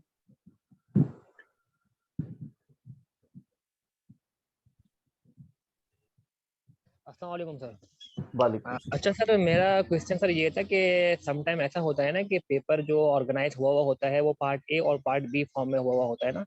तो सर जैसे अगर मेरी पार्ट ए के ऊपर अच्छी स्ट्रांगली ग्रिप है तो क्वेश्चन नंबर 1 का पहले मैं पार्ट ए अटेम्प्ट कर लूँ, उसके बाद क्वेश्चन नंबर 2 का पार्ट बी मैं अटेम्प्ट कर लूँ। तो इस फॉर्मेट में यानी इस ऑर्डर में क्या एक्सेप्टेबल होता है पेपर अटेम्प्ट करना? ये सर क्वेश्चन है। Thank you. यानी एक क्वेश्चन के 2 पार्ट्स थे, उस क्वेश्चन का एक पार्ट आपने सॉल्व कर दिया, दूसरा छोड़ के अगले क्वेश्चन पे चले गए, और फिर आप वापस पिछले क्वेश्चन का पार्ट, ये कहना चाह रहे हैं आप? यस सर, मैं ऐसे यही कहना चाह रहा हूँ। इसमें कोई किसी किस्म की रुकावट नहीं है। जो हमारे प्रोफेशनल एग्जाम्स हैं, मैंने इस टेक्निक को कई दफा अपनी एग्जामिनेशन में यूज किया है कि आप क्वेश्चन नंबर 1 है, और आई कैब में ये बताया जाता है क्लियरली, आई कैब में भी है, पिफा में भी लाजमी होगा, नहीं सब उसके ऊपर रोशनी भी डाल देते हैं। तो क्वेश्चन 1 है, उसके 3 पार्ट्स हैं, हर इंडिपेंडेंट है। ये देखना होगा आपको कि क्या वो इंडिपेंडेंट है, क्योंकि इंडिपेंडेंट कैसे आपको पता चलेगा, जैसे मैं भी अक्सर आपको टैक्सेशन में दिखाता हूँ कि जनाबे वाला वो आपका क्वेश्चन है, उसके 3 पार्ट्स हैं, 2-2 नंबर के। अब ये इंडिपेंडेंट है, आप जब चाहे जिस वक्त चाहें इसको सॉल्व कर सकते हैं, तो इसके जी अंदर कोई बिल्कुल मजाक बिल्कुल, अब्दुल सलाम साहब बिल्कुल सही फरमा रहे हैं, इसमें कोई कबाहत नहीं है। सिर्फ इसमें एक चीज का ख्याल रखना होगा कि जब आप सेकंड पार्ट करें तो उसका बकायदा जो जब उसको स्टार्ट करें तो उसको क्लियरली मेंशन करें कि इस ये क्वेश्चन का ये वाला पार्ट है और इसको इस पेज पे किया। क्योंकि हो सकता है कि आपने क्वेश्चन नंबर 1 किया, उसके 2 पार्ट थे, एक पार्ट आपने करने के बाद आप उतना स्पेस से नहीं आपने कॉपी का छोड़ा, आपने क्वेश्चन नंबर 2 स्टार्ट कर लिया, तो उसमें अगर कोई गैप आ भी जाता है तो कोई इतना इशू नहीं है। अगर वो सेपरेट पार्ट है तो आप नए सिरे से जब उसको स्टार्ट करेंगे तो जब आपने उसका क्वेश्चन का रेफरेंस देना है तो आपने बड़ा क्लियरली देना है कि ये क्वेश्चन नंबर 1 का सेकंड पार्ट है, उसको मैं ये सॉल्व कर रहा हूँ। तो इसमें कोई बात नहीं, आप इसको कर सकते हैं, बल्कि ये टेक्निक्स को आपको इस्तेमाल करना चाहिए। कि ऐसा नहीं है कि अगर आपको पार्ट 2 नहीं आ रहा तो आप उसके ऊपर टाइम जाया करें और आप दूसरा पेपर जो आपको आ रहा है उसको नहीं करना चाहिए। बल्कि मेरा ख्याल है कि जिस तरह सर ने भी अपनी प्रेजेंटेशन में बताया था कि जितने आपने उसको ऑर्गेनाइज किया है, जिस तरीके से जितने आपको पहले पेपर क्वेश्चन अटेम्प्ट करने चाहिए उनको करते चले जाएं, या तो उनके करने में ही आपको इंशाल्लाह वहाँ पे कोई क्लिक मिल जाएगा, कोई आपको माइंड आपका क्लियर हो जाएगा, या फिर एंड पे आप उसको जिस तरीके से भी मैनेज करना चाहें मैनेज कर सकते हैं। अच्छा, जी एक नेक्स्ट। क्वेश्चन था, वो अभी था साद सुहेल साहब, उनका माइक नहीं ऑन हो सका, लेकिन उन्होंने क्वेश्चन बड़ा रेलिवेंट किया है और मेरे ख्याल में उससे बाकी सारे स्टूडेंट को फायदा हो सकता है। उन्होंने लिखा है कि हमें न्यूमेरिकल जो पेपर है जैसे मैनेजमेंट अकाउंटिंग है, उसके अंदर जो फार्मूला होता है उसको याद रखने की कोई टिप बता दें। तो उसकी टिप सुन लें। मैं एक बात एग्जाम यानी क्लास में तो कई दफा जिक्र किया है, ये आज की टेक्निक के अंदर भी ये जिक्र अब आपके सवाल के जवाब के तवस्सुल से हो जाएगा। लिखा करें, स्टूडेंट लिखता नहीं है। हमारा स्टूडेंट जो एक बड़ी, मैं समझता हूँ, ड्रॉबैक का शिकार है, वो ये है कि वो लिखता नहीं है। आइदर थ्योरेटिकल एग्जाम आप दे रहे हैं और प्रैक्टिकल एग्जाम दे रहे हैं, मिसाल के तौर पे न्यूमेरिकल बेस्ड क्वेश्चन है, पेपर है, या आपका थ्योरी, लिखें। आप ये देखें कि आप जिस पेपर में अपीयर हो रहे हैं वो सब्जेक्टिव है, वो रिटन है, रिटन एग्जाम आप दे रहे हैं, ऑरल नहीं है, वर्बल नहीं है। तो रिटन एग्जाम में आपकी प्रैक्टिस क्या है? 0। तो आप कैसे एक्सपेक्ट करेंगे मैं आप पास हो जाएंगे? तो भाई लिखें, अपने नोट्स को तैयार करें।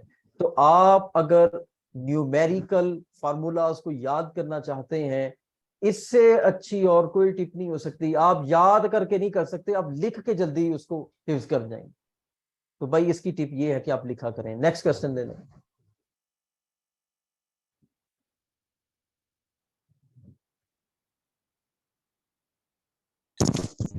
अस्सलाम वालेकुम सर। सर जैसे कि पब्लिक सेक्टर में कुछ सब्जेक्ट्स होते हैं जिसमें विथ बुक हम अटेम्प्ट करते हैं उसको, और कुछ क्वेश्चंस उसमें ऐसे लिखे होते हैं कि इस क्वेश्चन का जवाब दें with reference to new accounting module book. जब मैं उसका जवाब दूंगा तो जो बुक में लिखा हुआ है वो एज इट इज उसको रीराइट करूंगा या उसको अपने अल्फाज पे लिखना होता है? और कुछ क्वेश्चंस में ये नहीं लिखा होता कि आप विथ रेफरेंस इसका जवाब दें, मतलब इस बुक के हिसाब से या उस बुक के हिसाब से लिखा होता है प्लीज कमेंट ऑन दिस, जैसे कि सर्विस रूल्स में होता है। तो जब उनका हम जवाब देंगे तो वो भी देंगे तो बुक से ही, क्योंकि वो लिखा होता है बुक में, ओपन बुक के, तो वो उसको हम एज इट इज उसी को ही रीराइट करेंगे या उसको अपने अल्फाज में लिखना होता है? और अपने अल्फाज में अगर लिखें, हो सकता है हम 25% अपने अल्फाज में लिखें, 75% वहां से ही ले लें, तो उसकी मार्क्स की कंट्रीब्यूशन कैसे होती है? जी नहीं सर, आप अच्छा, इसमें ये बहुत इंपॉर्टेंट क्वेश्चन है और मैं अप्रिशिएट करता हूँ आपको कि आपने ये क्वेश्चन किया। ये वाकई बहुत बड़ा एक प्रॉब्लम फेस करना पड़ता है हम सबको। कि बात फिर वहीं पे आ जाती है कि जब तक हम पेपर का जो रीडिंग टाइम में उसको अच्छी तरीके से यूटिलाइज नहीं करेंगे, अपने पेपर को अंडरस्टैंड नहीं करेंगे, उसको प्लान नहीं करेंगे, तो इस तरह की प्रॉब्लम आएंगे। ये बारहा नोट किया गया है कि पेपर सेटर ने आपसे रिक्वायर्ड किया रेफरेंस, और रेफरेंस आपने जब रिक्वायर्ड किया है तो आपने उसको एज इट इज जो बुक में है उसको एज इट इज ही रेफरेंस आपने कोट करना है। जहां पे उसने आपको ये इंस्ट्रक्शन दिए कि आप इसको ओन वर्ड्स में अपने अल्फाज में बयान करें, तो वहां पे स्टूडेंट क्या करता है कि बुक्स तो सामने पड़ी होती है, वो वहां पे भी एज इट इज बुक का पैराग्राफ उठा के वो लिख देता है, जो कि एग्जामिनर एक्सेप्ट नहीं करता। तो अगर तो उसने आपसे रेफरेंस मांगा है तो रेफरेंस आपने एग्जैक्ट वही देना है जो बुक में है। अगर उसने ये चाह रहा है कि आप बुक्स में तो है लेकिन आप उसको अपने अल्फाज में एक्सप्लेन करें, तो फिर आपको अपने अल्फाज में ही एक्सप्लेन करना चाहिए, आपको उसके ही मार्क्स मिलेंगे और ज्यादा बेहतर मिलेंगे। तो ये आपने जो क्वेश्चन है उसको अच्छे तरीके से नोट करना है, उसको अच्छे तरीके से अंडरस्टैंड करना है कि उसमें उसकी रिक्वायरमेंट क्या है, अकॉर्डिंग टू रिक्वायरमेंट करनी है। रेफरेंस है तो एज इट इज रेफरेंस होगा। अगर अपने अल्फाज में एक्सप्लेन करना चाह रहा है तो आप बेहतर ये कि अपने अल्फाज में ही एक्सप्लेन करें, बजाय इसके कि आप एज इट इज बुक उठा के कोट कर दें और उसी के 4-5 लाइनें जो ना वो। शुक्रिया। अच्छा ठीक है सर, मतलब अगर कहे कि प्लीज कमेंट तो हमें वो अपने अल्फाज पे लिखना है कमेंट? जी बिल्कुल।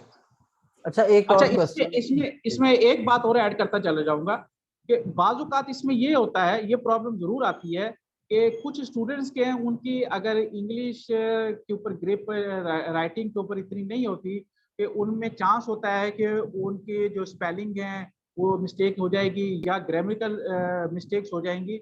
उन स्टूडेंट्स के लिए ये मैं रिकमेंड करूंगा कि वो कोशिश करें कि अपना आंसर जो है वो बुलेट में दें, वो फिर पैराग्राफ की तरफ जाने की कोशिश ना करें अगर उनकी इतनी ग्रिप नहीं है। पैराग्राफ की तरफ वही स्टूडेंट जाएं जिनकी पैराग्राफ के अंदर मिस्टेक कम से कम हो, ग्रामर की भी और स्पेलिंग की भी, जो कि अभी तक इस कदर अपने अबूर नहीं हासिल कर चुके राइटिंग के ऊपर। उनको कोशिश ये करनी चाहिए कि अपना जो उनका सवाल का जवाब है वो आप पॉइंट्स में दे दें, बुलेट्स में दे दें, ताकि आपकी ग्रामर मिस्टेक और स्पेलिंग मिस्टेक कम से कम हो। अच्छा, एक क्वेश्चन ऑडिट के हवाले से इन रिटन फॉर्म अभी टेक्स्ट हुआ है और उससे एक क्वेश्चन से एक डायरेक्शन का पता चलता है। वो ये है कि एक क्वेश्चन होता है जिसको हम क्लोज एंड क्वेश्चन कहते हैं एग्जाम के अंदर, और एक होता है open and question. Close and question वो है कि जिसका जवाब अगर जैद लिखेगा तो भी वही आना चाहिए, बकर लिखे तो भी वही आना चाहिए, कोई भी लिखे उसका जवाब आपस में रिप्लाई स्टूडेंट के सबके एक जैसे होने चाहिए। जैसे उसकी एक सिंपल एग्जांपल है 2 + 2 = 4, यही होना। कैश फ्लो स्टेटमेंट का क्वेश्चन है, जवाब सबका बराबर, बैलेंस शीट टैली तो टैली, हर बंदे की टैली। और कुछ क्वेश्चंस हैं जो ओपन एंड, ये ऑडिट में, ये थियोरेटिकल बिजनेस मैनेजमेंट स्टडीज में इस तरह के क्वेश्चंस का सामना करना पड़ता है। वहां पे ये नहीं होता, वहां पे चूंकि हमारे जो एग्जामिनर हैं माशाल्लाह वो बड़े वेल ट्रेन्ड हैं, और पिफा में ज्यादातर जो पेपर सेट करने वाले वो भी प्रोफेशनल अकाउंटेंट्स हैं, बड़ी उनका भी एक्सपीरियंस होता है। वो क्या रिएक्ट करेंगे ओपन एंड के ऊपर, या जिनको मैं कह लूं सब्जेक्टिव टाइप उनके पास आ जाए सॉल्यूशंस, तो वो ये नहीं कहेंगे कि जैद का बकर के साथ 100% मैच होना चाहिए, नहीं, या उसका जी एक दूसरे के साथ, ऐसा नहीं है। वहां पे फ्लेक्सिबिलिटी। लेकिन एक चीज याद रखें, आपकी स्कीम जो मैंने एग्जाम में आपको भी टेक्निक्स में बताया, आपकी क्वेश्चन के सॉल्यूशन की लॉजिकल स्कीम क्या है, डिलीवरी आपकी कैसी है। आप किसी पैटर्न के मुताबिक आप एक बात कर रहे हैं और उससे आपने कंक्लूजन ड्रॉ करना है। बात आपने कुछ की है, ओपनिंग आपका कुछ है, मिडिल कुछ है, कंक्लूजन आपका बिल्कुल कुछ है। ये ओपन एंड क्वेश्चन में आप इतनी बड़ी डाइवर्सिफिकेशन एक्सेप्ट नहीं करते।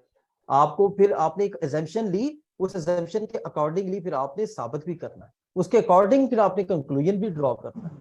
मटीरियलिटी डिटर्मिनेशन है या कोई भी अगर आपका इस तरह का आपको फेस करनी पड़ती है ओपन एंड क्वेश्चंस, तो उसमें फिर आपने एक ये थिंकिंग प्रैक्टिस होती है क्वेश्चन के अंदर, थोड़ा सोच के जवाब देना। तो ये नहीं है कि आपने सोचे समझे बस लिखना शुरू कर दिया और जो लिखा वो आप खुद ही दोबारा पढ़ लें तो आप कहेंगे यार ये मैंने क्या लिख दिया, मैं तो खुद ही उसको नहीं कर पा रहा जस्टिफाई। तो ऐसा नहीं होना चाहिए, बाकी इसके अंदर गुंजाइश मौजूद होती है। मतलब तौफीक का माइक अनम्यूट किया, तौफीक पानी वाला प्रश्न कीजिएगा। अस्सलाम वालेकुम सर। वालेकुम सलाम। हाँ सर, नसीम साहब से प्लीज क्वेश्चन है सर के पब्लिक सेक्टर के रिलेटेड क्वेश्चन है सर कि अक्सर और बेशतर किसी हमारे मतलब कंटिन्यूस अटेम्प्ट में फर्स्ट 2-3 अटेम्प्ट में डी आता है, तो उसमें हमारे लिए सर ये बड़ा मसला होता है कि हम खुद को कैसे असेस करें कि हम कहाँ पे हमारा फॉल्ट है या कहाँ कोई चीज़ हम नहीं कर पा रहे। अगर सर एक रिक्वेस्ट है मैनेजमेंट से कि अगर डी जिसका आ जाए तो उसको प्रॉपरली अगर मार्क्स बताए जाए, और दूसरे सर हमारे जो मल्टीपल चॉइस क्वेश्चंस होते हैं उनके भी सर ना तो हमें वो आंसर्स मिलते हैं कभी पिफा की तरफ से, ना कभी कोई मतलब सब्जेक्टिव क्वेश्चन में कोई एक गाइडलाइन मिलती है कि इसको इस तरह हैंडल करना चाहिए, इसको इस तरह करना चाहिए। इसके लिए सर थोड़ा एड्रेस चाहिए आपकी तरफ से। Thank you sir. जी तौफीक साहब, ये जो क्वेश्चन आपके किए हैं ये क्वेश्चन ज़्यादातर रिलेटेड हैं पॉलिसी मैटर्स से। ये चीज़ें अब हम इस फोरम के ऊपर तो डिस्कस नहीं कर सकते कि क्योंकि ये जो मार्क्स देना पब्लिक सेक्टर में या उनका स्टेटस बताना ये पॉलिसी मैटर है। और ये जो पॉलिसी बनाई जाती है ये जो तमाम स्टेक होल्डर्स हैं, जैसे पब्लिक सेक्टर में जो आपके इदारे हैं, AGP है, CGA है, पाकिस्तान मिलिट्री अकाउंट डिपार्टमेंट है, गवर्नमेंट ऑफ पंजाब है, जितने भी गवर्नमेंट के डिपार्टमेंट्स हैं जिनका हम एग्जाम दे रहे हैं, उनके तमाम जो HODs हैं या जो हेड ऑफ डिपार्टमेंट्स हैं या जो उनके रिसोर्स पर्सन्स हैं, उनकी मशावरत के साथ पॉलिसीज बनाई जाती हैं। तो अगर ये मतलब ये कि ये नोट तो ज़रूर किया जा सकता है, रिकमेंड तो ज़रूर किया जा सकता है इस फोरम के तवज्जुह से कि ये एक स्टूडेंट्स की एक क्यूरी है और इसको हम रिकमेंड तो जरूर कर सकते हैं, लेकिन इसके ऊपर मैं कमेंट नहीं कर सकता कि वो अगर डी है तो कितने मार्क्स दें या मार्क्स अगर नहीं दे रहे तो वो दें, ये नहीं मैं कर सकता। हाँ, उसका जो फर्स्ट पार्ट सर रिकमेंडेशन भी दे दें, रिकमेंडेशन दे दें, वही बात है सर। पहले वो रिकमेंडेशन उसमें फर्स्ट आपके जो क्वेश्चन का जो फर्स्ट पार्ट था वो तो बड़ा आसान है। उसमें अगर आप एक अटेम्प्ट में अगर आप फेल हो रहे हैं तो सेकंड अटेम्प्ट में अगर आप फेल हो रहे हैं तो डेफिनेटली आपके पास क्वेश्चन पेपर तो आ जाता है ना आपके पास, ठीक है, आपके पास ऑब्जेक्टिव नहीं आया, लेकिन सब्जेक्टिव तो सारा आपके पास होता है, आपके पास फैकल्टी सारी मौजूद है। अगर आपका ताल्लुक इस्लामाबाद से है, लाहौर से है या किसी भी शहर से है, तो वहाँ पे फैकल्टी सर अवेलेबल है। कराची से कराची में सर माजरत के साथ हमारा सर पाकिस्तान मिलिट्री अकाउंट से, वहाँ पे कराची में कोई as such highly qualified faculty नहीं, हम खुद से ही पढ़ते हैं सर। अच्छा चलें, ये भी मान लिया कि आपके पास फैकल्टी नहीं है, लेकिन आप जब उसको पेपर अपना टाइम कर लेते हैं तो उनका आप खुद असेसमेंट कर सकते हैं, या किसी को देखिए आजकल के दौर में अगर ये कोई क्लेम करता है कि जी ये मैं यहाँ पे इस एरिया में हूँ तो मेरे पास ये फैसिलिटी नहीं है, तो मेरा ख्याल है ये उसका एक्सक्यूज एक्सेप्टेबल नहीं होगा, बिकॉज के आजकल तो आप ग्लोबल विलेज में बैठे हुए हैं। आप अगर कराची में बैठे हुए हैं तो आप अमेरिका की स्ट्रेटेजी को जो ना वो फॉलो कर सकते हैं। आप ऑनलाइन जितने फैकल्टी मेंबर्स हैं पाकिस्तान में जो उसके हैं, आपके जो दूसरे सेंटर हैं, जैसी बात है पीएमडी का तो हर शहर में सेटअप है, लाहौर में, इस्लामाबाद में, मुल्तान में, कराची में, हर जगह पे उनका पीएमडी का है, और वो आपके सारे स्टूडेंट्स भी हैं, तो आप कहीं से भी उसकी असिस्टेंट ले सकते हैं, किसी भी फैकल्टी मेंबर को आप वो अपने पेपर चेक करवा सकते हैं। ये तो मैं कहता हूँ कि जब जिसके पास नेटवर्किंग है, जिसके पास एंड्रॉयड फोन है, जिसके पास गूगल है, वो ये सारी चीजें बड़ी आसानी से कर सकता है। तो आप मेरे मशवरा ये होगा कि आपने जो पेपर अटैम्प्ट किए हैं उनको लें, उनको सोल्यूशन उनका बनाएं, उनको सॉल्व करके किसी फैकल्टी मेंबर को जो ना वो आप भिजवा दें, या आपने किसी सीनियर्स को भिजवा दें, या अपने डिपार्टमेंट का जिसकी पोस्टिंग इस्लामाबाद में है या लाहौर में है उनको भिजवा दें, तो वो आपको बता देंगे कि ये आपका यहाँ पे मिस्टेक है, आप इन एरियाज को इम्प्रूव करें, तो इंशाल्लाह आप इंशाल्लाह एक आधा टाइम के अंदर वो अपनी सारी वीकनेसेस को दूर कर लेंगे। जहाँ तक ये आपकी रिकमेंडेशन वाली बात है तो ये हमने नोट कर ली है, इंशाल्लाह हम जरूर जो रेलेवेंट अथॉरिटीज है उन तक पहुंचाएंगे। थैंक यू जी सर अच्छा क्वेश्चन है कि बॉल पेन्स के हवाले से आपने बताया ब्लू और ब्लैक, सर ये दोनों हो सकती है कि इनमें से कोई एक कलर ही चूज किया जा सकता है? फिर ज्यादा बेहतर ये है कि इन दोनों में से एक चूज करें, ऐसा नहीं है कि एक क्वेश्चन ब्लैक से करें, एक ब्लू से करें। देखें वो उसमें हो सकता है टेक्निकली आपको कोई ना हो, लेकिन जैसे सर ने अब्दुल सलाम साहब ने कहा था कि आपने अपनी प्रेजेंटेशन को इम्प्रूव करना है और इस तरीके से प्रेजेंट करना है कि अगला बंदा इंप्रेस हो, तो ये आपको एक चॉइस दी गई है कि आप ब्लू कर लें या ब्लैक कर लें। तो मेरा तो मशवरा ये होगा हाईलाइट करने के लिए मैं कह रहा हूँ हाईलाइट करने के लिए आप कर सकते हैं, ये ठीक है। इस पैटर्न को भी अब क्या हाईलाइट जो चीजें करनी है वो ब्लैक से कर लें, पॉइंटर से कर लें, बाकी आप जो आंसर देने हैं वो आप ब्लू से देते जाएं। अच्छा, यहाँ पे ना एक मैं चीज मेंशन करना चाहूंगा कि हमारे यहाँ एक तस्वुर है कि कलर जो है ना, कलर ये बड़ा मैटर करता है। ये सही भी है तस्वुर, इसमें भी, लेकिन अगर एक स्टूडेंट एक वक्त में एक कलर को इस्तेमाल करेगा, बीइंग टीचर और बीइंग मैं, यानी एग्जामिनेशन जो मैंने देखे हैं या मैं जो समझता हूँ जो मेरे एक्सपीरियंस में है, कोई फर्क नहीं पड़ता कि अगर आपने दो कलर को इस्तेमाल करने से आप ये समझते हैं कि मैं उसको इम्प्रेस, इससे इम्प्रेस नहीं होता। इम्प्रेस आपकी, अगर आपने हैंड राइटिंग आपकी सिफर है और कलर आपके मल्टीपल है, कोई फायदा नहीं। तो ये आप अपने ज़हन से एक चीज निकाल दें, आप बल्कि क्लियर हो जाओ कि बात का होता ये देखे ना, मेरे पास ये दो बॉल पॉइंट है, ठीक है ना, अब मैं कभी उसकी डब्बी खोल रहा हूँ, मैं ब्लैक के साथ लिख रहा हूँ हेडिंग और ब्लू के साथ मैं लिख रहा हूँ उसका आंसर, तो इतनी आप क्यों अपने आप को परेशानी का सामना करना पड़ेगा? क्योंकि मैंने जितने भी सीए के अंदर खुद भी किए, दोस्तों से भी मशवरा किया, तो कभी भी हम दो कलर नहीं इस्तेमाल करते थे, हालांकि वहां पे भी परमिटेड थे, लेकिन हम नहीं करते थे। और यही हमें भी यही सिखाया गया और कहा गया कि भाई एक यूज करें, प्लेन में लिखें। आपने अगर हेडिंग कोई लिखनी है, आपका जो स्क्रिप्ट है ना, उसने वो, मैंने आपको कहा ना, जो फर्स्ट इंप्रेशन है उसने खुद इंप्रेशन छोड़ देना है। आप उसी से, जब आपने हेडिंग लिखी, उसको हेडिंग के अंदर थोड़ी स्पेस डाली, उस कॉलन डाला, पता लग जाना है फौरन की ये हेडिंग है, उसके नीचे अंडरलाइन कर दें उसको और वजाहत आ जाएगी। नेक्स्ट क्वेश्चन लें जी फिर। ओके, मैं जरीन उमर का सिर्फ माइक अनम्यूट किया। जी अस्सलाम वालेकुम सर। सर मैंने भी कुछ प्रोफेशनल बॉडीज के पेपर दिए हुए हैं साथ में, उधर भी यही हम लोग करते थे कि जो टीचर्स ने गाइड किया कि आपने जो हेडिंग देनी है या कुछ है तो उसको डबल लाइन कर दें उसके नीचे, तो वही हम पैटर्न अडॉप्ट करेंगे ना जो हम बाकी प्रोफेशनल डिग्रीज के पेपर्स के अंदर करते हैं। कर सकते हैं, अंडरलाइन कर सकते हैं, there is no hurdle, there is no restriction, there is no problem in underlining, कर सकते हैं।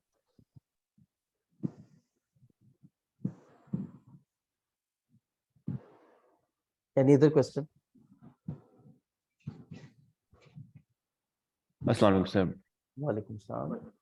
अच्छा सर, आपसे ये पूछना था कि जैसे पेपर्स वगैरह हो जाते हैं, रिजल्ट्स आ जाते हैं, और उसके बाद सिर्फ सर्टिफिकेट दिया जाता है या हमें वो पेपर्स भी शो किए जाते हैं कि आप लोगों ने ये अटेम्प्ट्स किए थे और ये आप लोगों के पेपर्स थे, या अलग अलग स्टूडेंट्स को अलग अलग जिनके जो ग्लॉगर में उस पर वो भेज दिए जाते पेपर्स कि आपने ये अटेम्प्ट्स किए हैं, आपकी गलतियाँ ये इस तरह?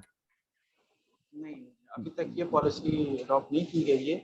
आपको रिजल्ट ही बताया जाता है, और अगर आप क्वालिफाई हैं तो आपको उसकी जो फर्दर जो सर्टिफिकेट्स वगैरह हैं वो आपको रिजल्ट कार्ड सर्टिफिकेट वो सारी चीज़ें आपको मिल जाएंगी। लेकिन आपके सॉल्व शुदा जो आपके पेपर्स हैं या जो स्क्रिप्ट्स हैं वो नहीं अभी फ़िलहाल हम शेयर करते, और अभी तक वो किसी भी प्रोफेशनल बॉडी में मेरा ख्याल है कभी तक नहीं किए गए। ओके सर, लास्ट क्वेश्चन हमारा ये है फाक अहमद, माइक अनम्यूट कर। सर अस्सलाम वालेकुम। सर पब्लिक सेक्टर के हिसाब से कुछ क्वेश्चन नहीं, पॉलिसी मैटर के हिसाब से आपसे रिक्वेस्ट करनी थी। एक तो हमारे यहाँ जो है ना एक दो सब्जेक्ट ऐसे हैं जो कि पिफा स्लटरिंग उनमें करता है, जैसे सीएसएस में होती है। एक ना एक सब्जेक्ट ऐसा होता है जो कि स्लटर होता है और उसमें बच्चे को फेल करना ही करना होता है।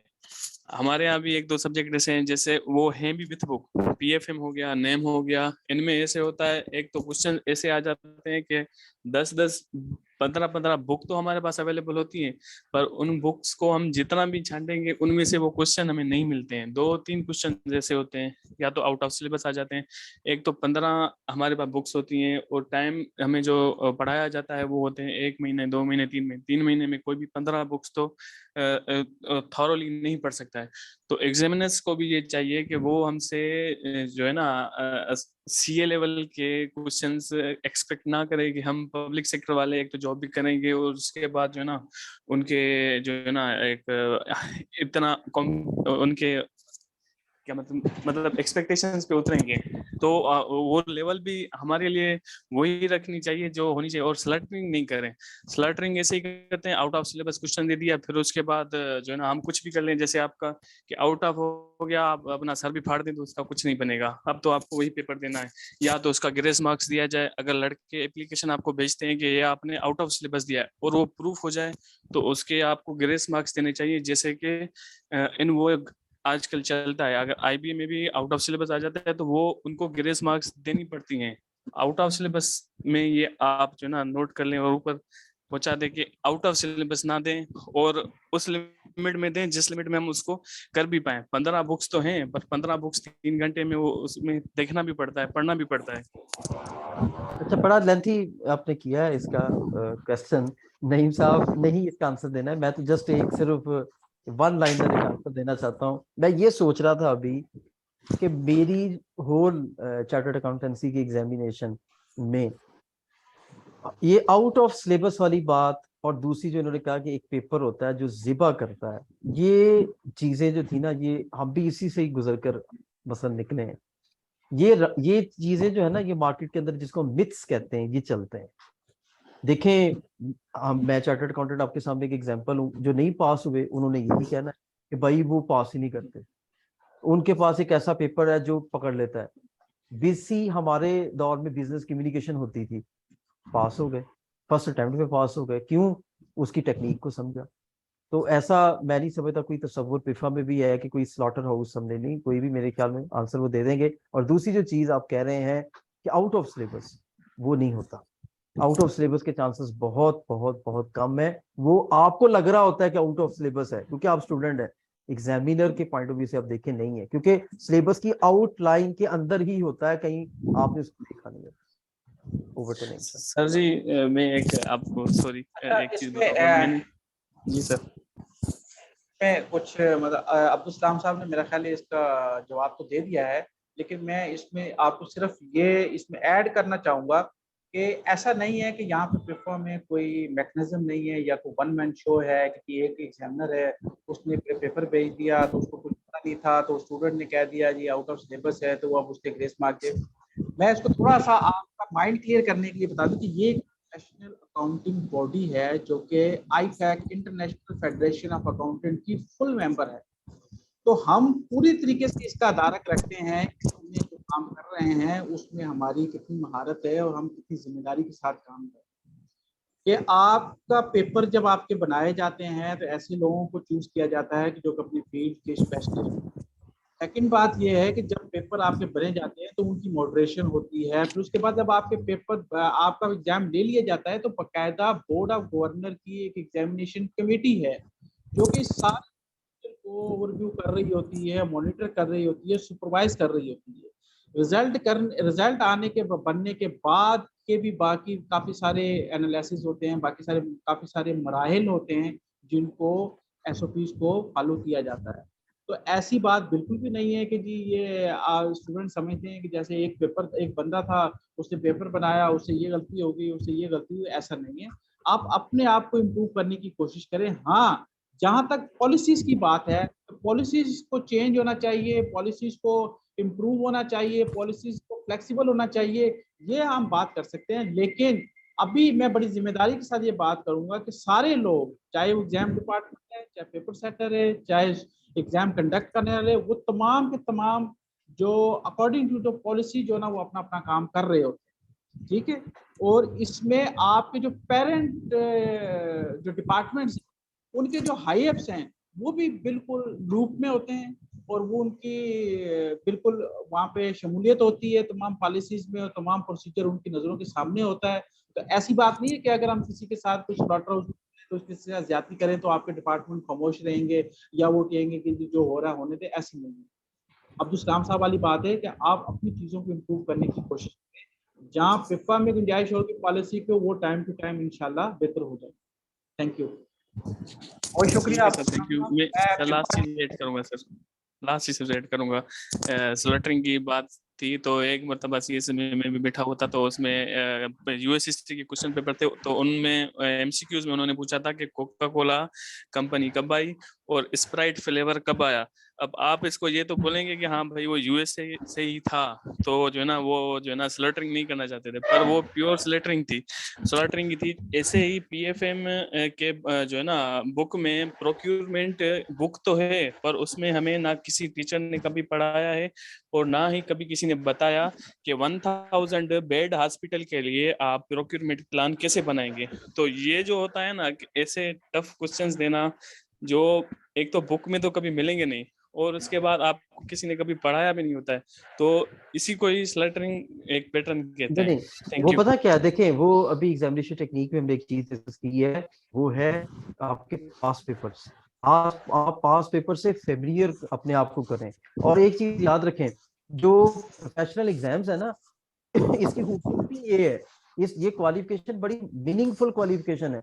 इसकी खूबसूरती ये है कि क्वेश्चन जो एक मरतबा आता है वो बड़ा प्रैक्टिकल सिनेरियो को सामने रख के दिया जाता है। स्टूडेंट ये समझ रहा होता है कि शायद मेरा आउट ऑफ सिलेबस क्वेश्चन आया है, लेकिन वो डिफिकल्ट क्वेश्चन होता है, सिर्फ कॉम्प्लेक्स होता है, वो आउट ऑफ सिलेबस नहीं होता। याद रखे, कैश फ्लो स्टेटमेंट का एक क्वेश्चन इंतहाई इजी आ सकता है, दूसरी जानिब इंतहाई मुश्किल भी आ सकता है। जो मुश्किल आएगा अक्सर 10 में से 9 ये कहेंगे कि आउट ऑफ सिलेबस है।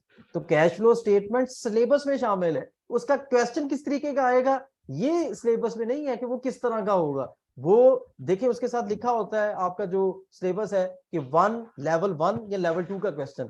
मैंने कहा था ना सिलेबस को भी पढ़ना सीखे। अगर लेवल 1 का क्वेश्चन है तो वो सिंपल है, सादा है। लेवल 2 का है तो कॉम्प्लेक्स है।